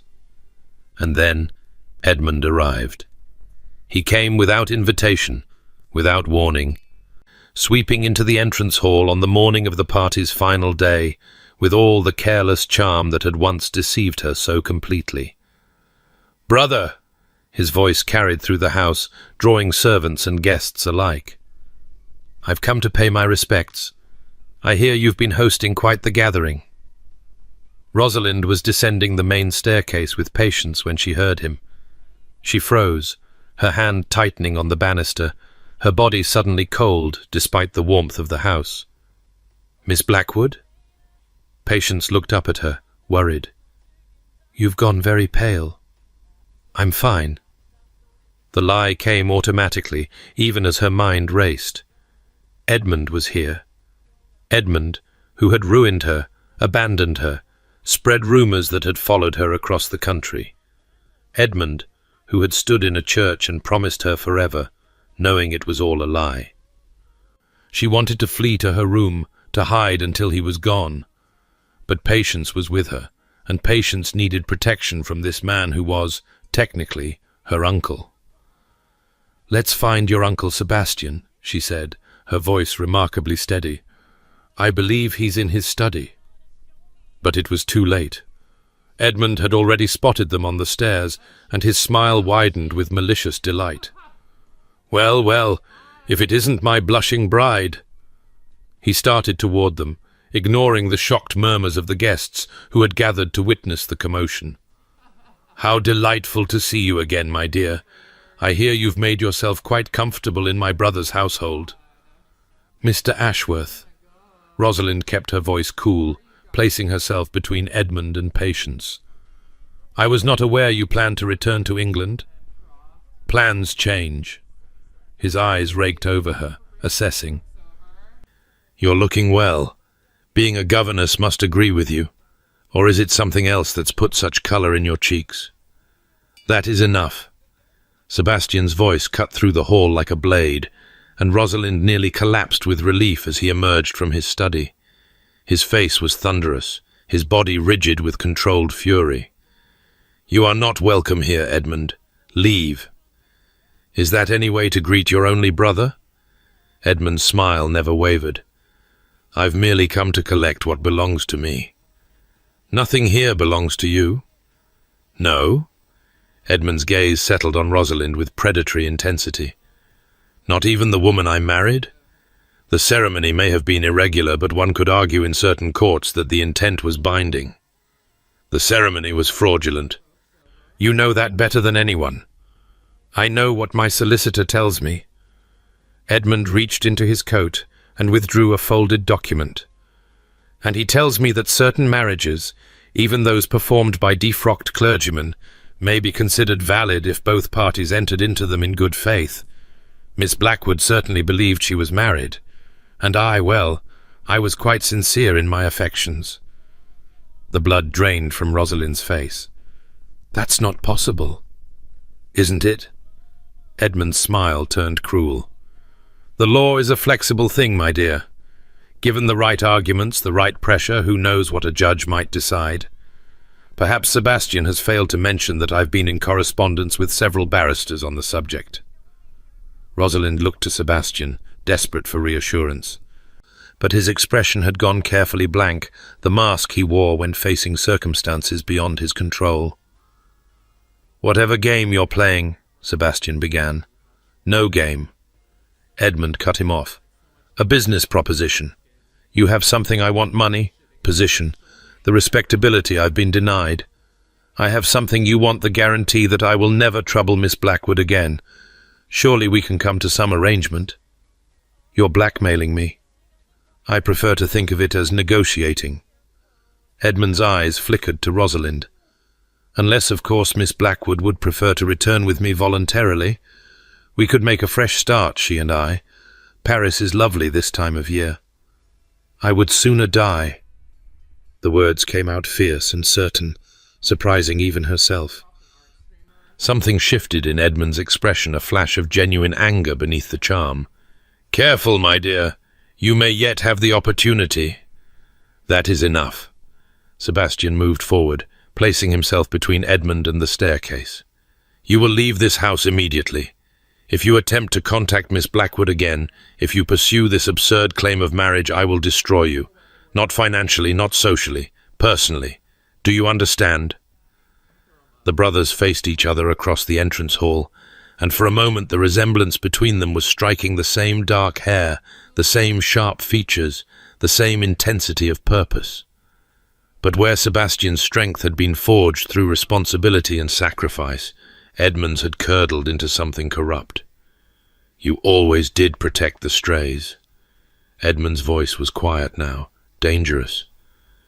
Mother, father, our sainted sister, and now the governess who warmed your bed while pretending to teach your niece. Sebastian hit him. It happened so quickly that Rosalind barely registered the movement. One moment the brothers were facing each other. The next Edmund was sprawled on the marble floor, blood streaming from his nose. "Get out!" Sebastian's voice was utterly flat. "If I see you again, I will not stop at one blow."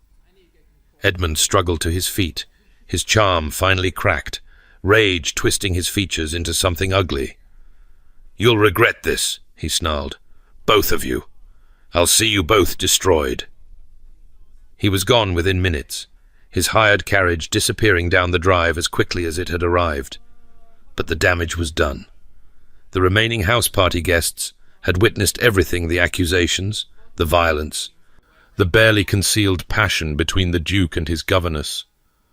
Rosalind stood frozen on the stairs, Patience pressed against her side, and felt her carefully constructed world crumbling around her. The guests departed that afternoon, fleeing the wreckage of the house party like rats from a sinking ship. Within hours, Thornfield Abbey had emptied of everyone except the family and servants, and silence settled over the great house like a shroud. Rosalind retreated to her room and stayed there, unable to face Sebastian, unable to process what had happened. Edmund's threats echoed in her mind, mixing with the memory of Sebastian's fist, connecting with his brother's face, the raw violence that had lurked beneath his controlled surface. He had defended her again, publicly, violently, irrevocably. And in doing so, he had confirmed every rumor, validated every suspicion, announced to the world that the governess was more to him than an employee. She should leave. The thought circled endlessly through her mind. She should pack her meager belongings and disappear before the scandal destroyed them both. Sebastian might recover. Dukes were allowed their indiscretions, but she never would. Edmund's threats about the validity of their marriage added a new dimension of fear. What if he was right? What if some court somewhere decided that she was his wife after all? A knock at her door interrupted her spiraling thoughts. "Miss Blackwood?" It was Patience's voice, small and uncertain. "May I come in?" Rosalind opened the door to find the child standing in the corridor, her eyes red-rimmed from crying. "What's wrong, sweetheart? Are you leaving?" Patience's lower lip trembled.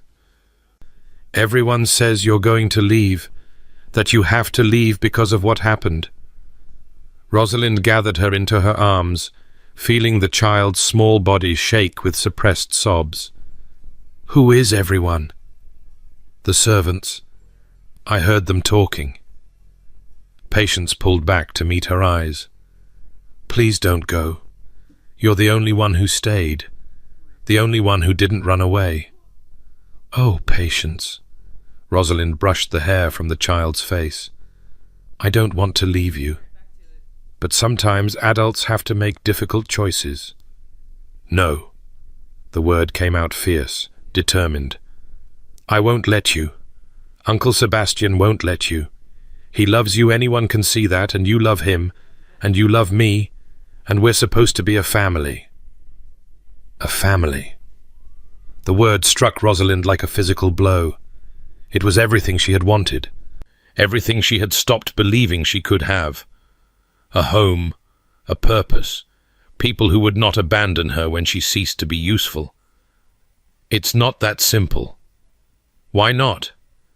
Patience's grey eyes, so like her uncle's, burned with righteous indignation.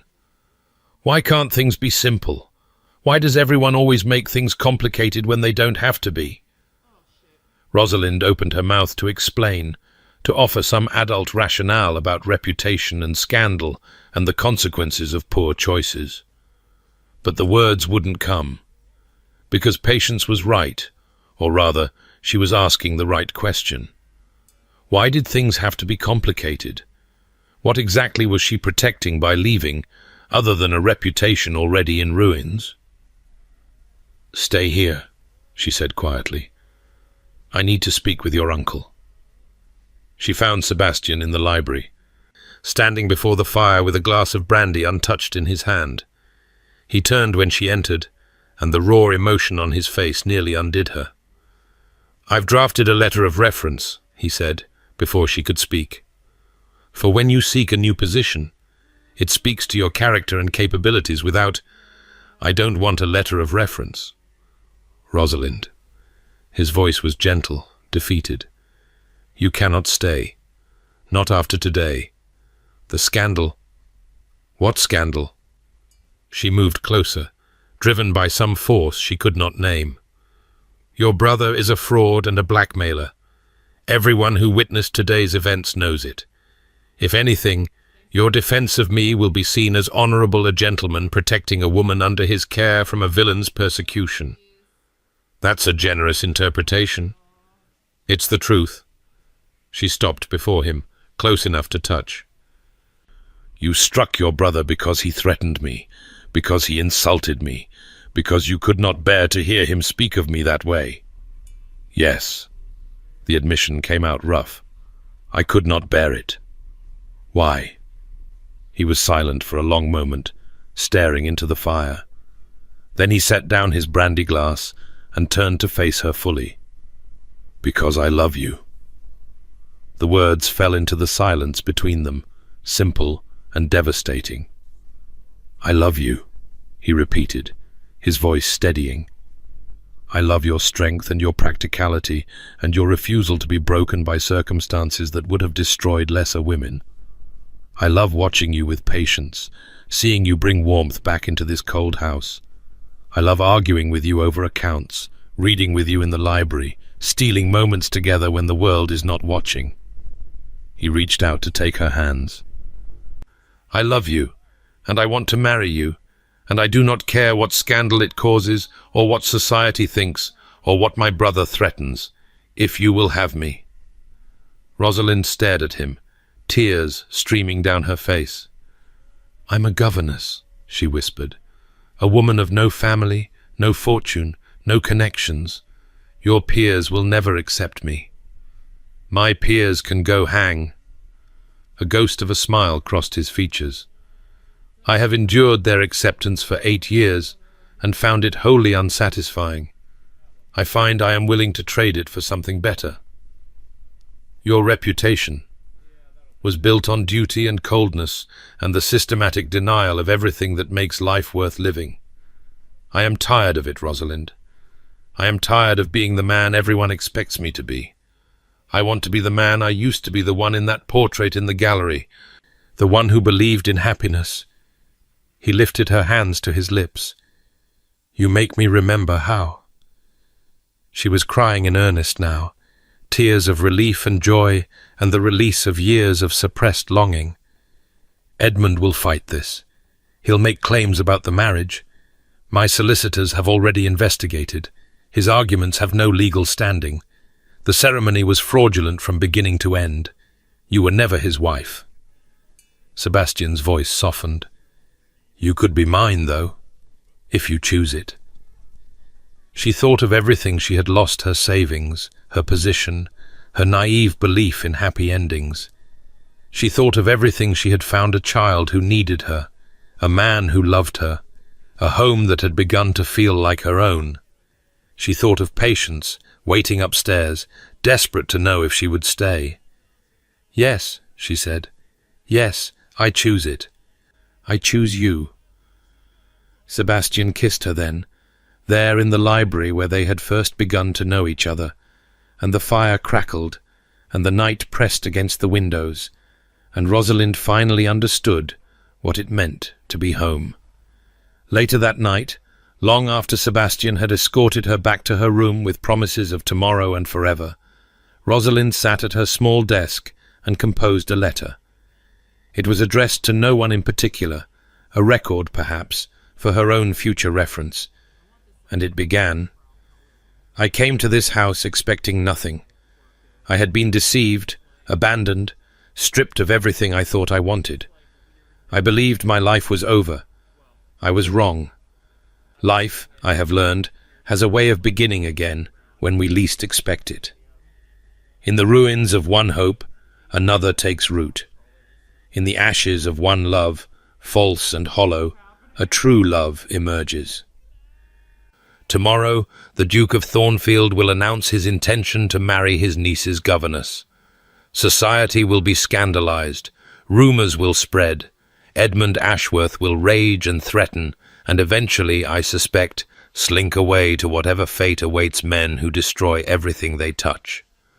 But I will be here, in this house that has become my home, with a man who has become my heart, and a child who has become my daughter in all the ways that matter. I am no longer Miss Blackwood, governess and victim.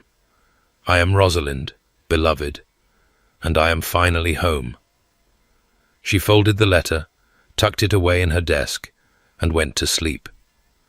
Tomorrow would bring challenges. Edmund's response, society's judgment, the countless details of wedding planning and scandal management. But tonight, she would rest in the certainty of being loved. It was, she thought as sleep claimed her, the most extraordinary sensation she had ever known. The morning after Sebastian's proposal dawned grey and cold, frost painting delicate patterns across the windows of Thornfield Abbey. Rosalind woke to the sound of birdsong and lay still for a long moment, testing the events of the previous day against the harsh light of reality. It had happened. All of it. Edmund's arrival and threats, Sebastian's violent defense, the guests fleeing like startled birds, and then the library, the firelight, the words that had changed everything. I love you, and I want to marry you. She pressed her hands to her face, feeling the warmth of her own skin, the rapid pulse at her wrists. It was real. Against all probability, against everything she had been taught to expect from life, it was real. A knock at her door brought her upright. "Come in." Patience burst through before the words had fully left her mouth, launching herself onto the bed with the unceremonious enthusiasm of childhood. "Is it true? Mrs. Crawford says you're going to marry Uncle Sebastian. She says we're to have a wedding before Christmas. She says I can be a flower girl if I promise not to put beetles in the pews." Beetles in the pews? I did it at Lady Thornwood's daughter's wedding. It was tremendously effective. Patience's grey eyes sparkled with mischief, but beneath the humour lay something fragile, hopeful. "Is it true, though? You're really going to stay?" Rosalind gathered the child into her arms, holding her close. "It's true. Your uncle asked me to marry him last night, and I said yes." Patience was quiet for a moment. Her face pressed against Rosalind's shoulder. When she spoke again, her voice was small. "Does that mean you'll be my aunt?" "I suppose it does." "And you won't leave? Even when I'm difficult? Even when I put snakes in places they shouldn't be?" Rosalind pulled back to meet her eyes. "Patience Ashworth, I have survived your snakes, your beetles, your silent treatment, and your attempts to make me cry. Do you really think marriage will make me any less stubborn?" A smile broke across Patience's face, a real smile, unguarded and joyful. "I think," she said slowly, "that Uncle Sebastian is very lucky." "I think we all are." They stayed that way for a while, wrapped in the warmth of the moment, until Mrs. Crawford appeared at the door with breakfast and the announcement that His Grace requested Miss Blackwood's presence in the morning room at her earliest convenience. Sebastian was standing at the window when she entered, silhouetted against the grey morning light. He turned at her approach, and the expression on his face made her breath catch tenderness and uncertainty, and something that looked almost like fear. "I was worried you might have reconsidered." "In the night?" Rosalind crossed to him, taking his hands. "I slept better than I have in years. Whatever doubts might have troubled me, they did not survive the morning." Relief softened his features. "I have been awake since dawn, composing and discarding letters. Announcements must be made, arrangements begun. I find myself uncharacteristically uncertain of how to proceed.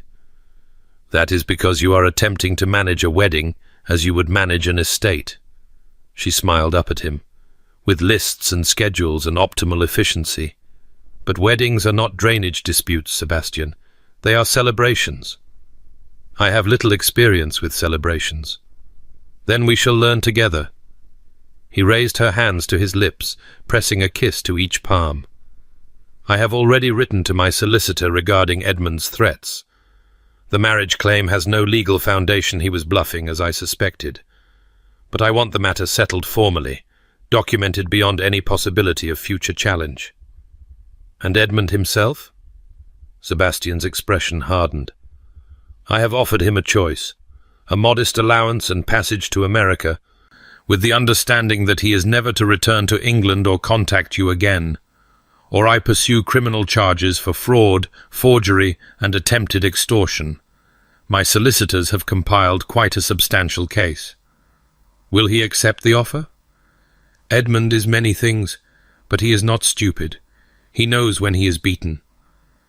Sebastian's jaw tightened. He sailed from Dover this morning. I received word an hour ago. The weight Rosalind had been carrying since Edmund's appearance, the fear that had coiled in her chest like a serpent, finally began to ease. He's gone. He's gone, and he will not trouble us again. She leaned into him, resting her forehead against his chest, feeling the steady beat of his heart beneath her cheek.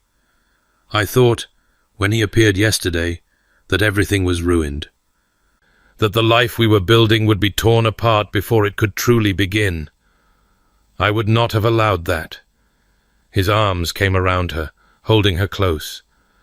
Whatever Edmund threatened, whatever he attempted, I would have protected you, protected us. By striking your own brother? By any means necessary. His voice was quiet but certain. You are mine now, Rosalind. Mine to protect, mine to cherish, mine to defend against anyone who would harm you. I do not take that responsibility lightly. She pulled back to look at him, this man who had spent 8 years building walls against emotion, who had convinced himself that love was weakness and vulnerability was risk. And yet here he was, laying himself open to her, offering everything he had kept so carefully guarded. I love you, she said. I don't think I've actually said the words yet. I should have last night, but I was so overwhelmed. He silenced her with a kiss, tender and thorough. You said yes, he murmured against her lips. That was eloquence enough. The announcement of the Duke of Thornfield's engagement to his niece's governess sent shockwaves through polite society. Letters arrived at Thornfield Abbey in floods, some congratulatory, some curious, more than a few scandalized. Lady Ashton was said to have taken to her bed for 3 days upon receiving the news, and her daughter Honoria had reportedly thrown a vase at a footman. I confess I find that rather satisfying, Sebastian remarked, reading the latest batch of correspondence with something approaching amusement. Honoria Ashton has been pursuing me since her debut season. The thought of her losing out to a governess must be particularly galling. You should not take pleasure in others' disappointment. Should I not? He looked up at her, one eyebrow raised. This from the woman who smiled quite distinctly when Mrs. Crawford reported that Lady Thornwood had called you that scheming fortune hunter at her Wednesday card party. Rosalind felt her cheeks warm. Lady Thornwood once told patients that orphans should be grateful for any attention they received, even if it came in the form of criticism. I may have harboured some uncharitable feelings toward her since. Then we are both flawed individuals. Sebastian set aside the letters and crossed to where she sat, pulling her to her feet. Well suited in our petty satisfactions. The wedding was set for 3 weeks hence, soon enough to quiet the worst of the gossip, late enough to allow for proper preparations. Rosalind had initially suggested a small, quiet ceremony, mindful of her lack of family and the scandal that surrounded their engagement. But Sebastian had overruled her. "You will be a duchess," he said firmly. "My wife. I will not have our marriage begin with apology or concealment.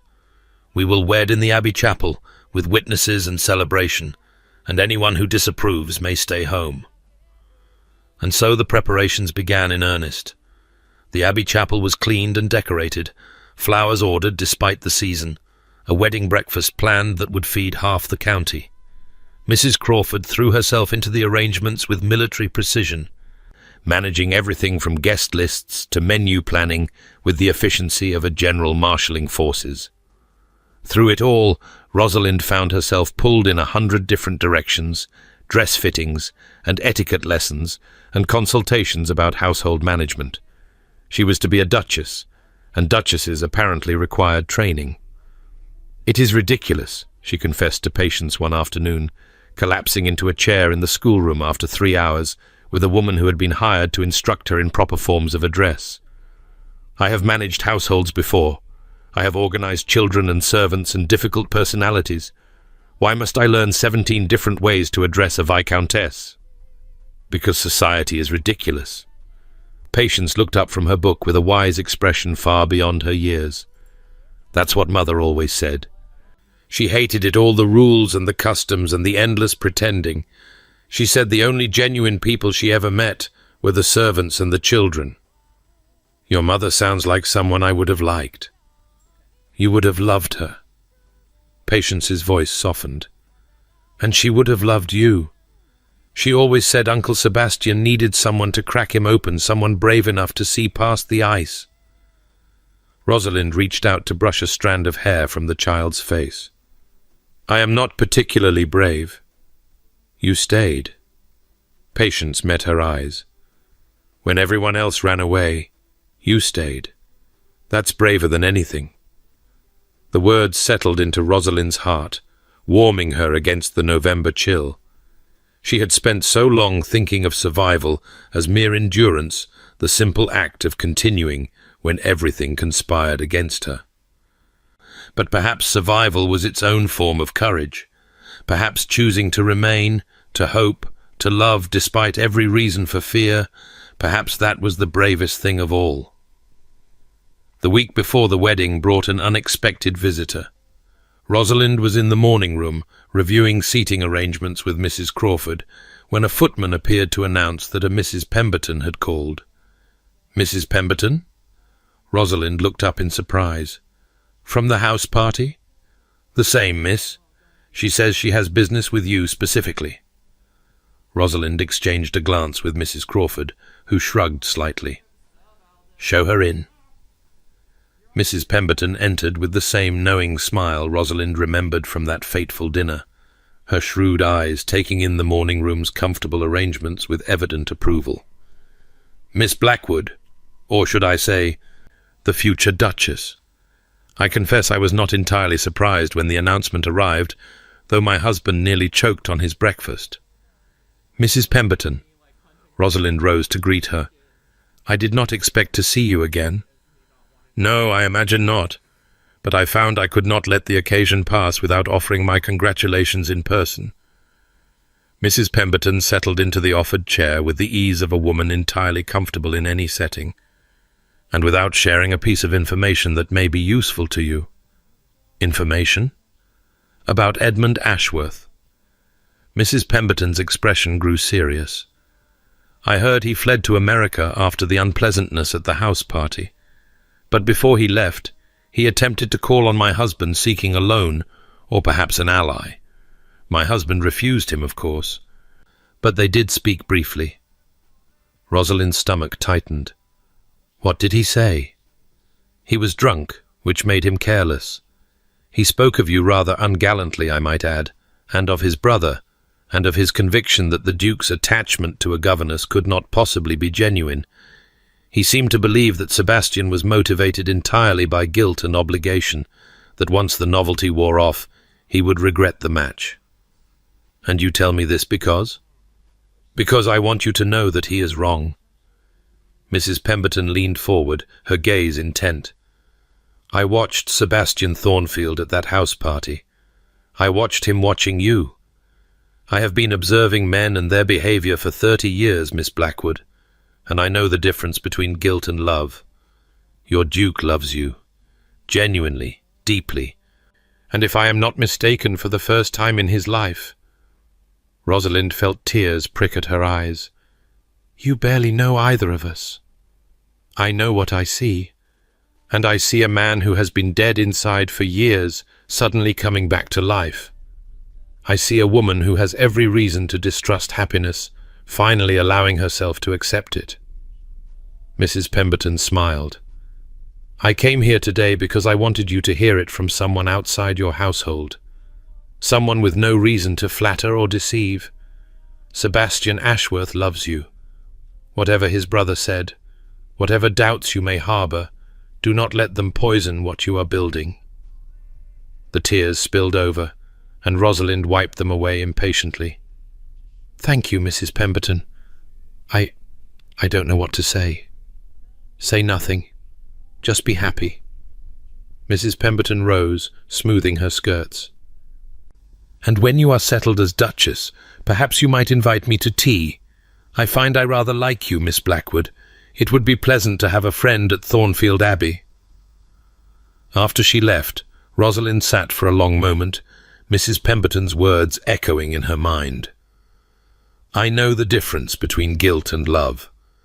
She had been so afraid, in some secret corner of her heart, that Sebastian's feelings were merely an extension of his responsibility, that he had proposed because it was the honourable thing to do, not because he truly wanted her.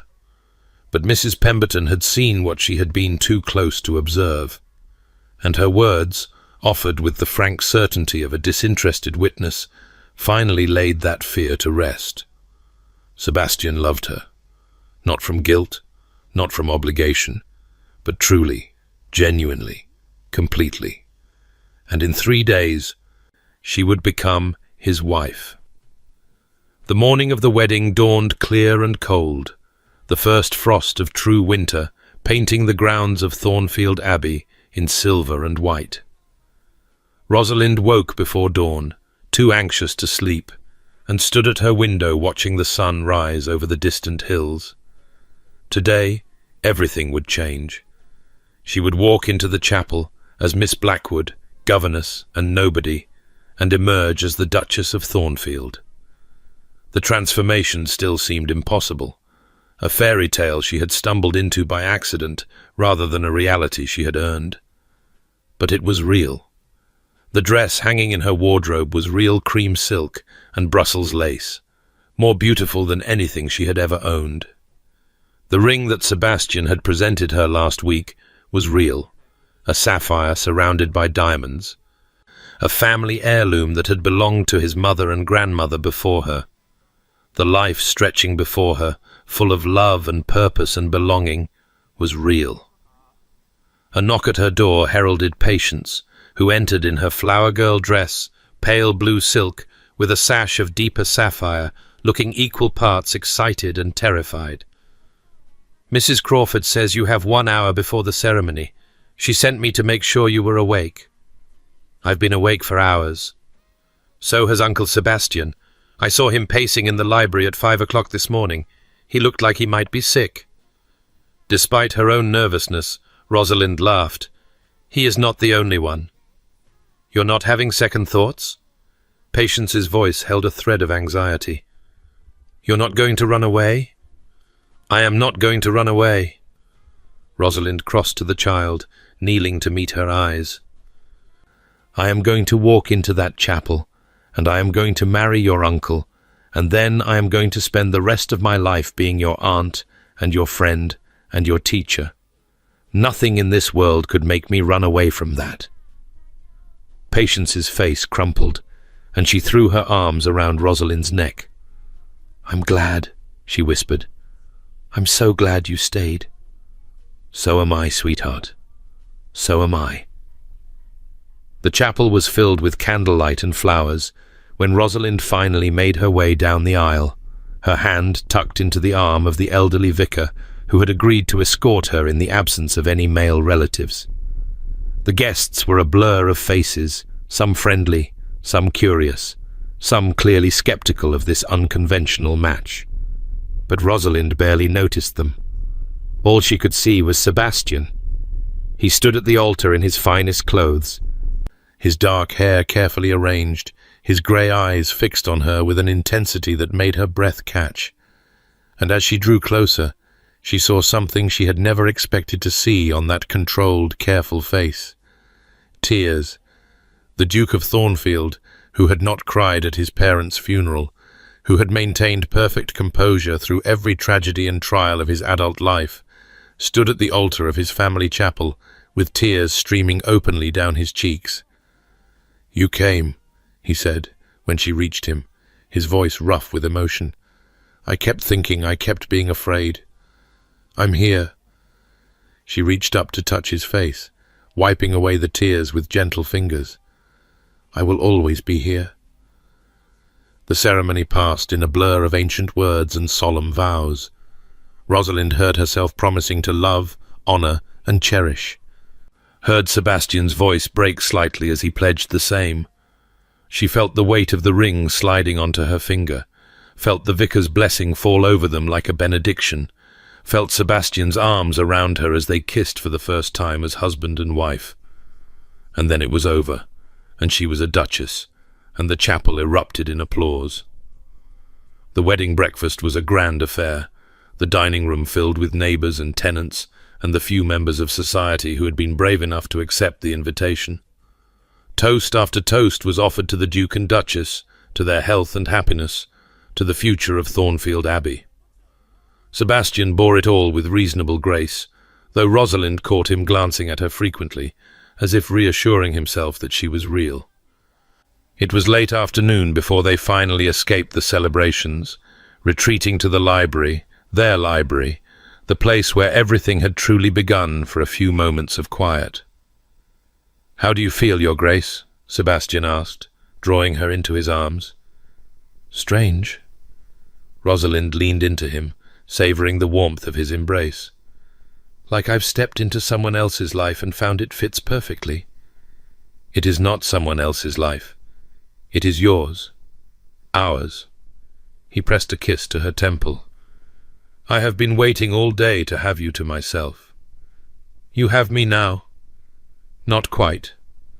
A shadow crossed his features. "There is something I must tell you. Something I should have said before, but the timing never seemed right." Rosalind felt a flutter of unease. "What is it?" Sebastian released her, moving to his desk and withdrawing a folded document. "After you arrived at Thornfield, after I learned what Edmund had done to you, I made inquiries about your family, your history. I wanted to understand how you had come to such straits. My father was a vicar. He died without savings. I became a governess because I had no other options. There is little more to understand." "There is more than you know." Sebastian handed her the document. "Your mother, did she ever speak of her family?" "Rarely. I knew she was estranged from them. Some scandal, she said, that happened before I was born. She never provided details." "The scandal was her marriage to your father." Sebastian's voice was gentle.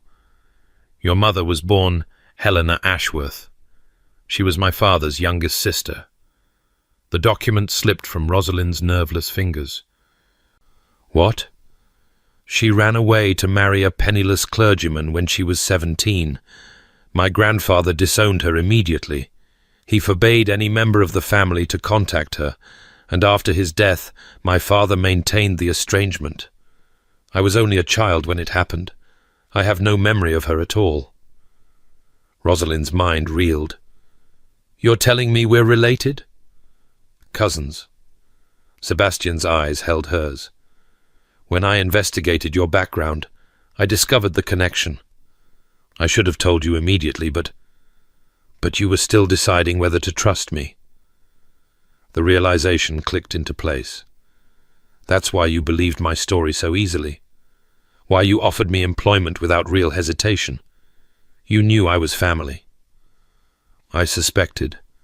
I did not have confirmation until after you had already proven yourself. He reached for her hands. Does it trouble you? The connection? Trouble me? Rosalind stared at him. Sebastian, you've just told me I have family, that I'm not alone in the world, not entirely orphaned as I believed. How could that trouble me? Some might say the relationship is too close. Third cousins, barely a relationship at all by the standards of the aristocracy. She shook her head, wonder slowly replacing shock. My mother was an Ashworth. I have roots here, real roots, stretching back generations.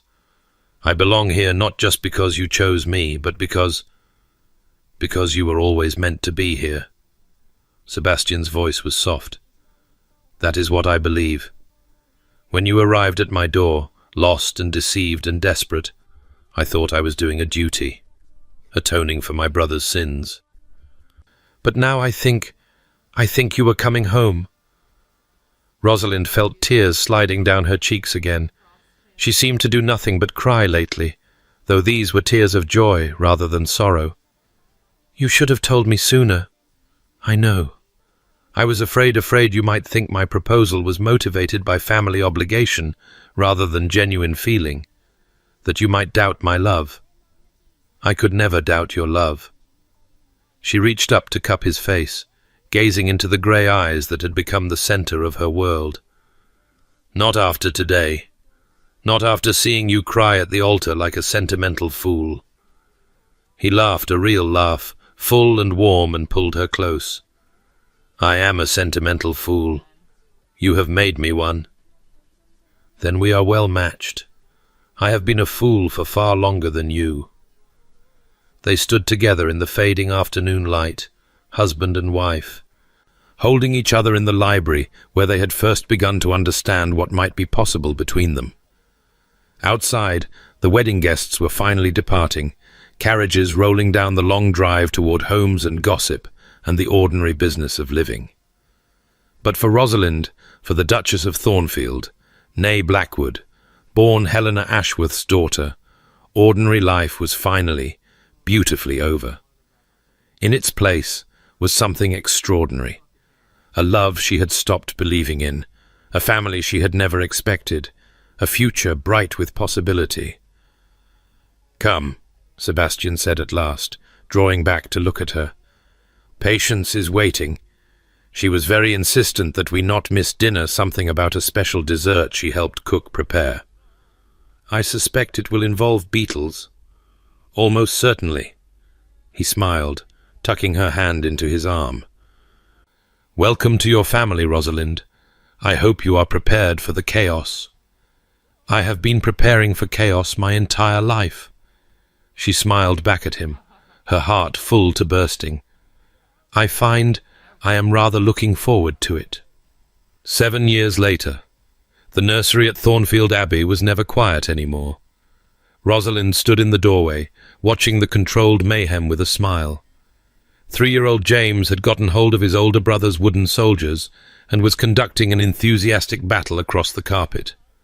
5-year-old Edward was attempting to reclaim his troops while simultaneously defending his position behind the nursery sofa. And 18-month-old Helena, named for the grandmother she would never know, was todding determinedly toward the chaos, drawn by the noise and movement like a moth to flame. Edward, let your brother play with some of the soldiers. James, give the cavalry back to Edward. Yes, that entire regiment. Helena, come here before you get trampled. The children obeyed with the cheerful reluctance of the young, and Rosalind scooped her daughter into her arms, settling into the worn armchair by the fire. Helena immediately began exploring her mother's necklace with sticky fingers. You should let the nursemaids handle them. Rosalind looked up to find Sebastian in the doorway, 15-year-old Patience at his side.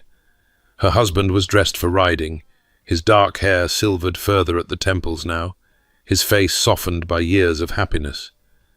Patience had grown into a striking young woman, poised on the edge of her first London season, beautiful and confident and utterly beloved. I like handling them. Rosalind smiled at her family, her impossible, wonderful family. I spent too many years caring for other people's children. I intend to enjoy caring for my own. Sebastian crossed the nursery, stepping carefully over the scattered battlefield, and bent to kiss her forehead. Patience and I are riding out to the North Fields. The new drainage system is complete. I thought she might like to see it before her season begins, and agricultural improvements lose their appeal entirely. I will always find drainage appealing, Patience said with mock solemnity. You have raised me to appreciate proper land management, Uncle Sebastian.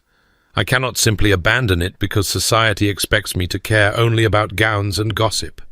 Heaven forbid. Rosalind reached out to squeeze her hand. Go, both of you. The boys and I will manage perfectly well until dinner. She watched them go, her husband and the daughter of her heart, if not her body, and felt the familiar warmth of contentment settle over her. 7 years of marriage, 3 children, countless small moments of joy and struggle and growth. It still amazed her sometimes, the life she had built from the ruins of Edmund's deception. Edmund himself had never returned from America. Occasional letters reached Sebastian's solicitors' requests for money, mostly, growing progressively more desperate as the years passed. Sebastian had maintained the allowance he'd promised, neither more nor less, and gradually the letters had dwindled to silence. Whatever had become of Edmund Ashworth, he was no longer part of their lives. "Mamma!" Edward appeared at her elbow, his skirmish with James apparently forgotten. "May I ask you something?" "Of course, sweetheart." "Patience says you used to be a governess, before you married Papa." He frowned, working through the implications. "Does that mean we could have had a different mother, if Papa had married someone else?" It was the kind of question children asked, innocent and devastating in equal measure. Rosalind considered her answer carefully. "I suppose in theory your father could have married someone else, but he didn't. He married me." "Because he loved you?" "Yes, because he loved me." "But you were poor. Patience says governesses are always poor, and Papa is a duke." Edward's frown deepened. "In the stories, dukes don't marry poor people." "In stories, perhaps not. But life is not a story, Edward. In life, dukes marry whomever they choose. And your father chose me not because of money or position, but because we understood each other, because we made each other happy." She smoothed the hair from his forehead. "The circumstances of my birth, of anyone's birth, do not determine their worth. What matters is who you become, not where you started." Edward considered this with the gravity of childhood philosophy. "I think I should like to marry someone poor when I grow up. Then people would know I was marrying for love." "That is a lovely thought. But the important thing is to marry someone kind, someone who makes you want to be your best self. Poor or rich doesn't matter, as long as you are genuine. Like you and Papa."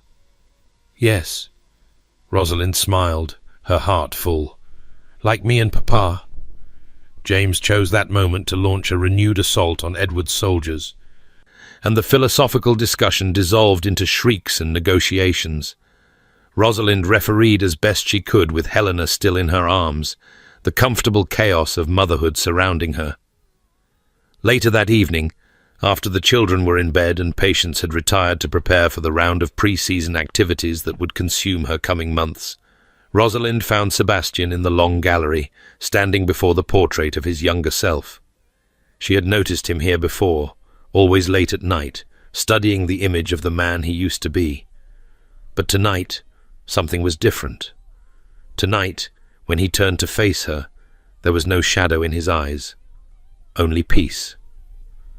"I used to hate this portrait," he said quietly. "It reminded me of everything I had lost.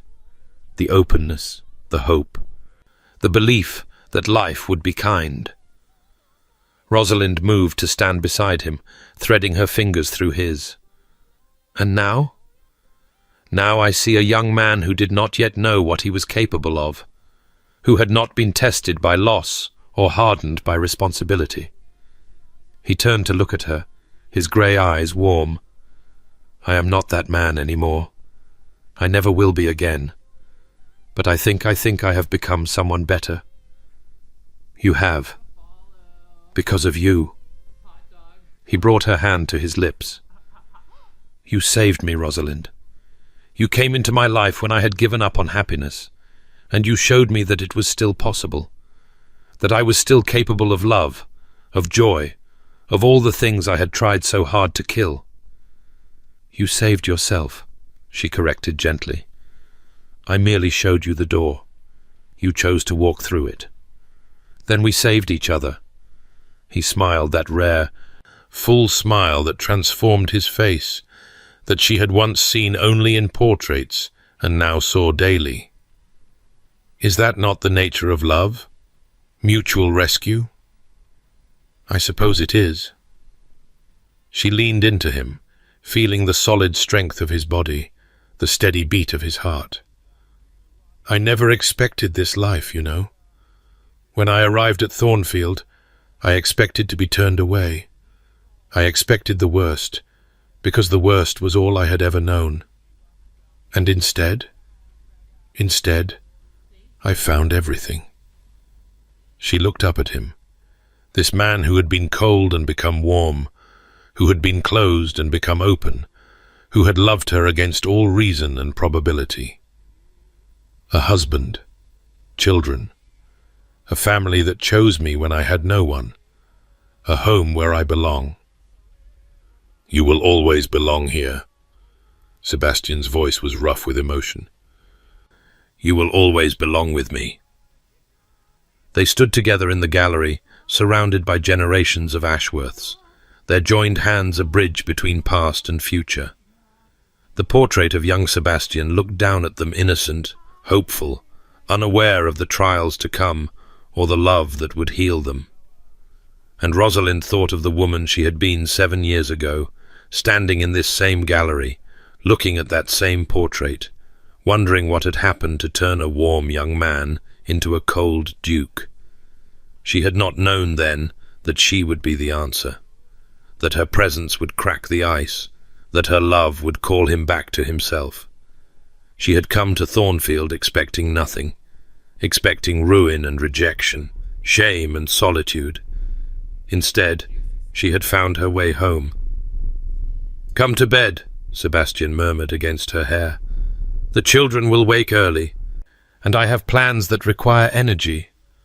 She laughed, the sound echoing through the gallery. Plans? Many plans. He drew back to look at her, his eyes gleaming with mischief she had learned to love. I have 7 years of happiness to make up for, and I find I am only getting started. They walked together through the quiet house, past portraits of ancestors and memories of struggles overcome, toward the suite of rooms they shared and the life they continued to build. Outside, the winter stars blazed cold and clear over the grounds of Thornfield Abbey. Inside, warmth and love held the darkness at bay. And in the nursery, 3 children slept peacefully, secure in the knowledge that they were wanted, that they were loved, that they would never know the loneliness their parents had escaped. This was the legacy of an impossible love, not just happiness claimed against the odds, but happiness passed on to new generations. Children who would grow up believing in the power of genuine connection. A family built not on fortune or position, but on the foundation of 2 people who had chosen each other when logic demanded otherwise. Rosalind had once written that she was no longer a governess and a victim, but beloved, and finally home. 7 years later, the words were truer than ever. She was Rosalind Ashworth, Duchess of Thornfield, wife and mother and mistress of a great house. She was loved beyond measure and loving in return.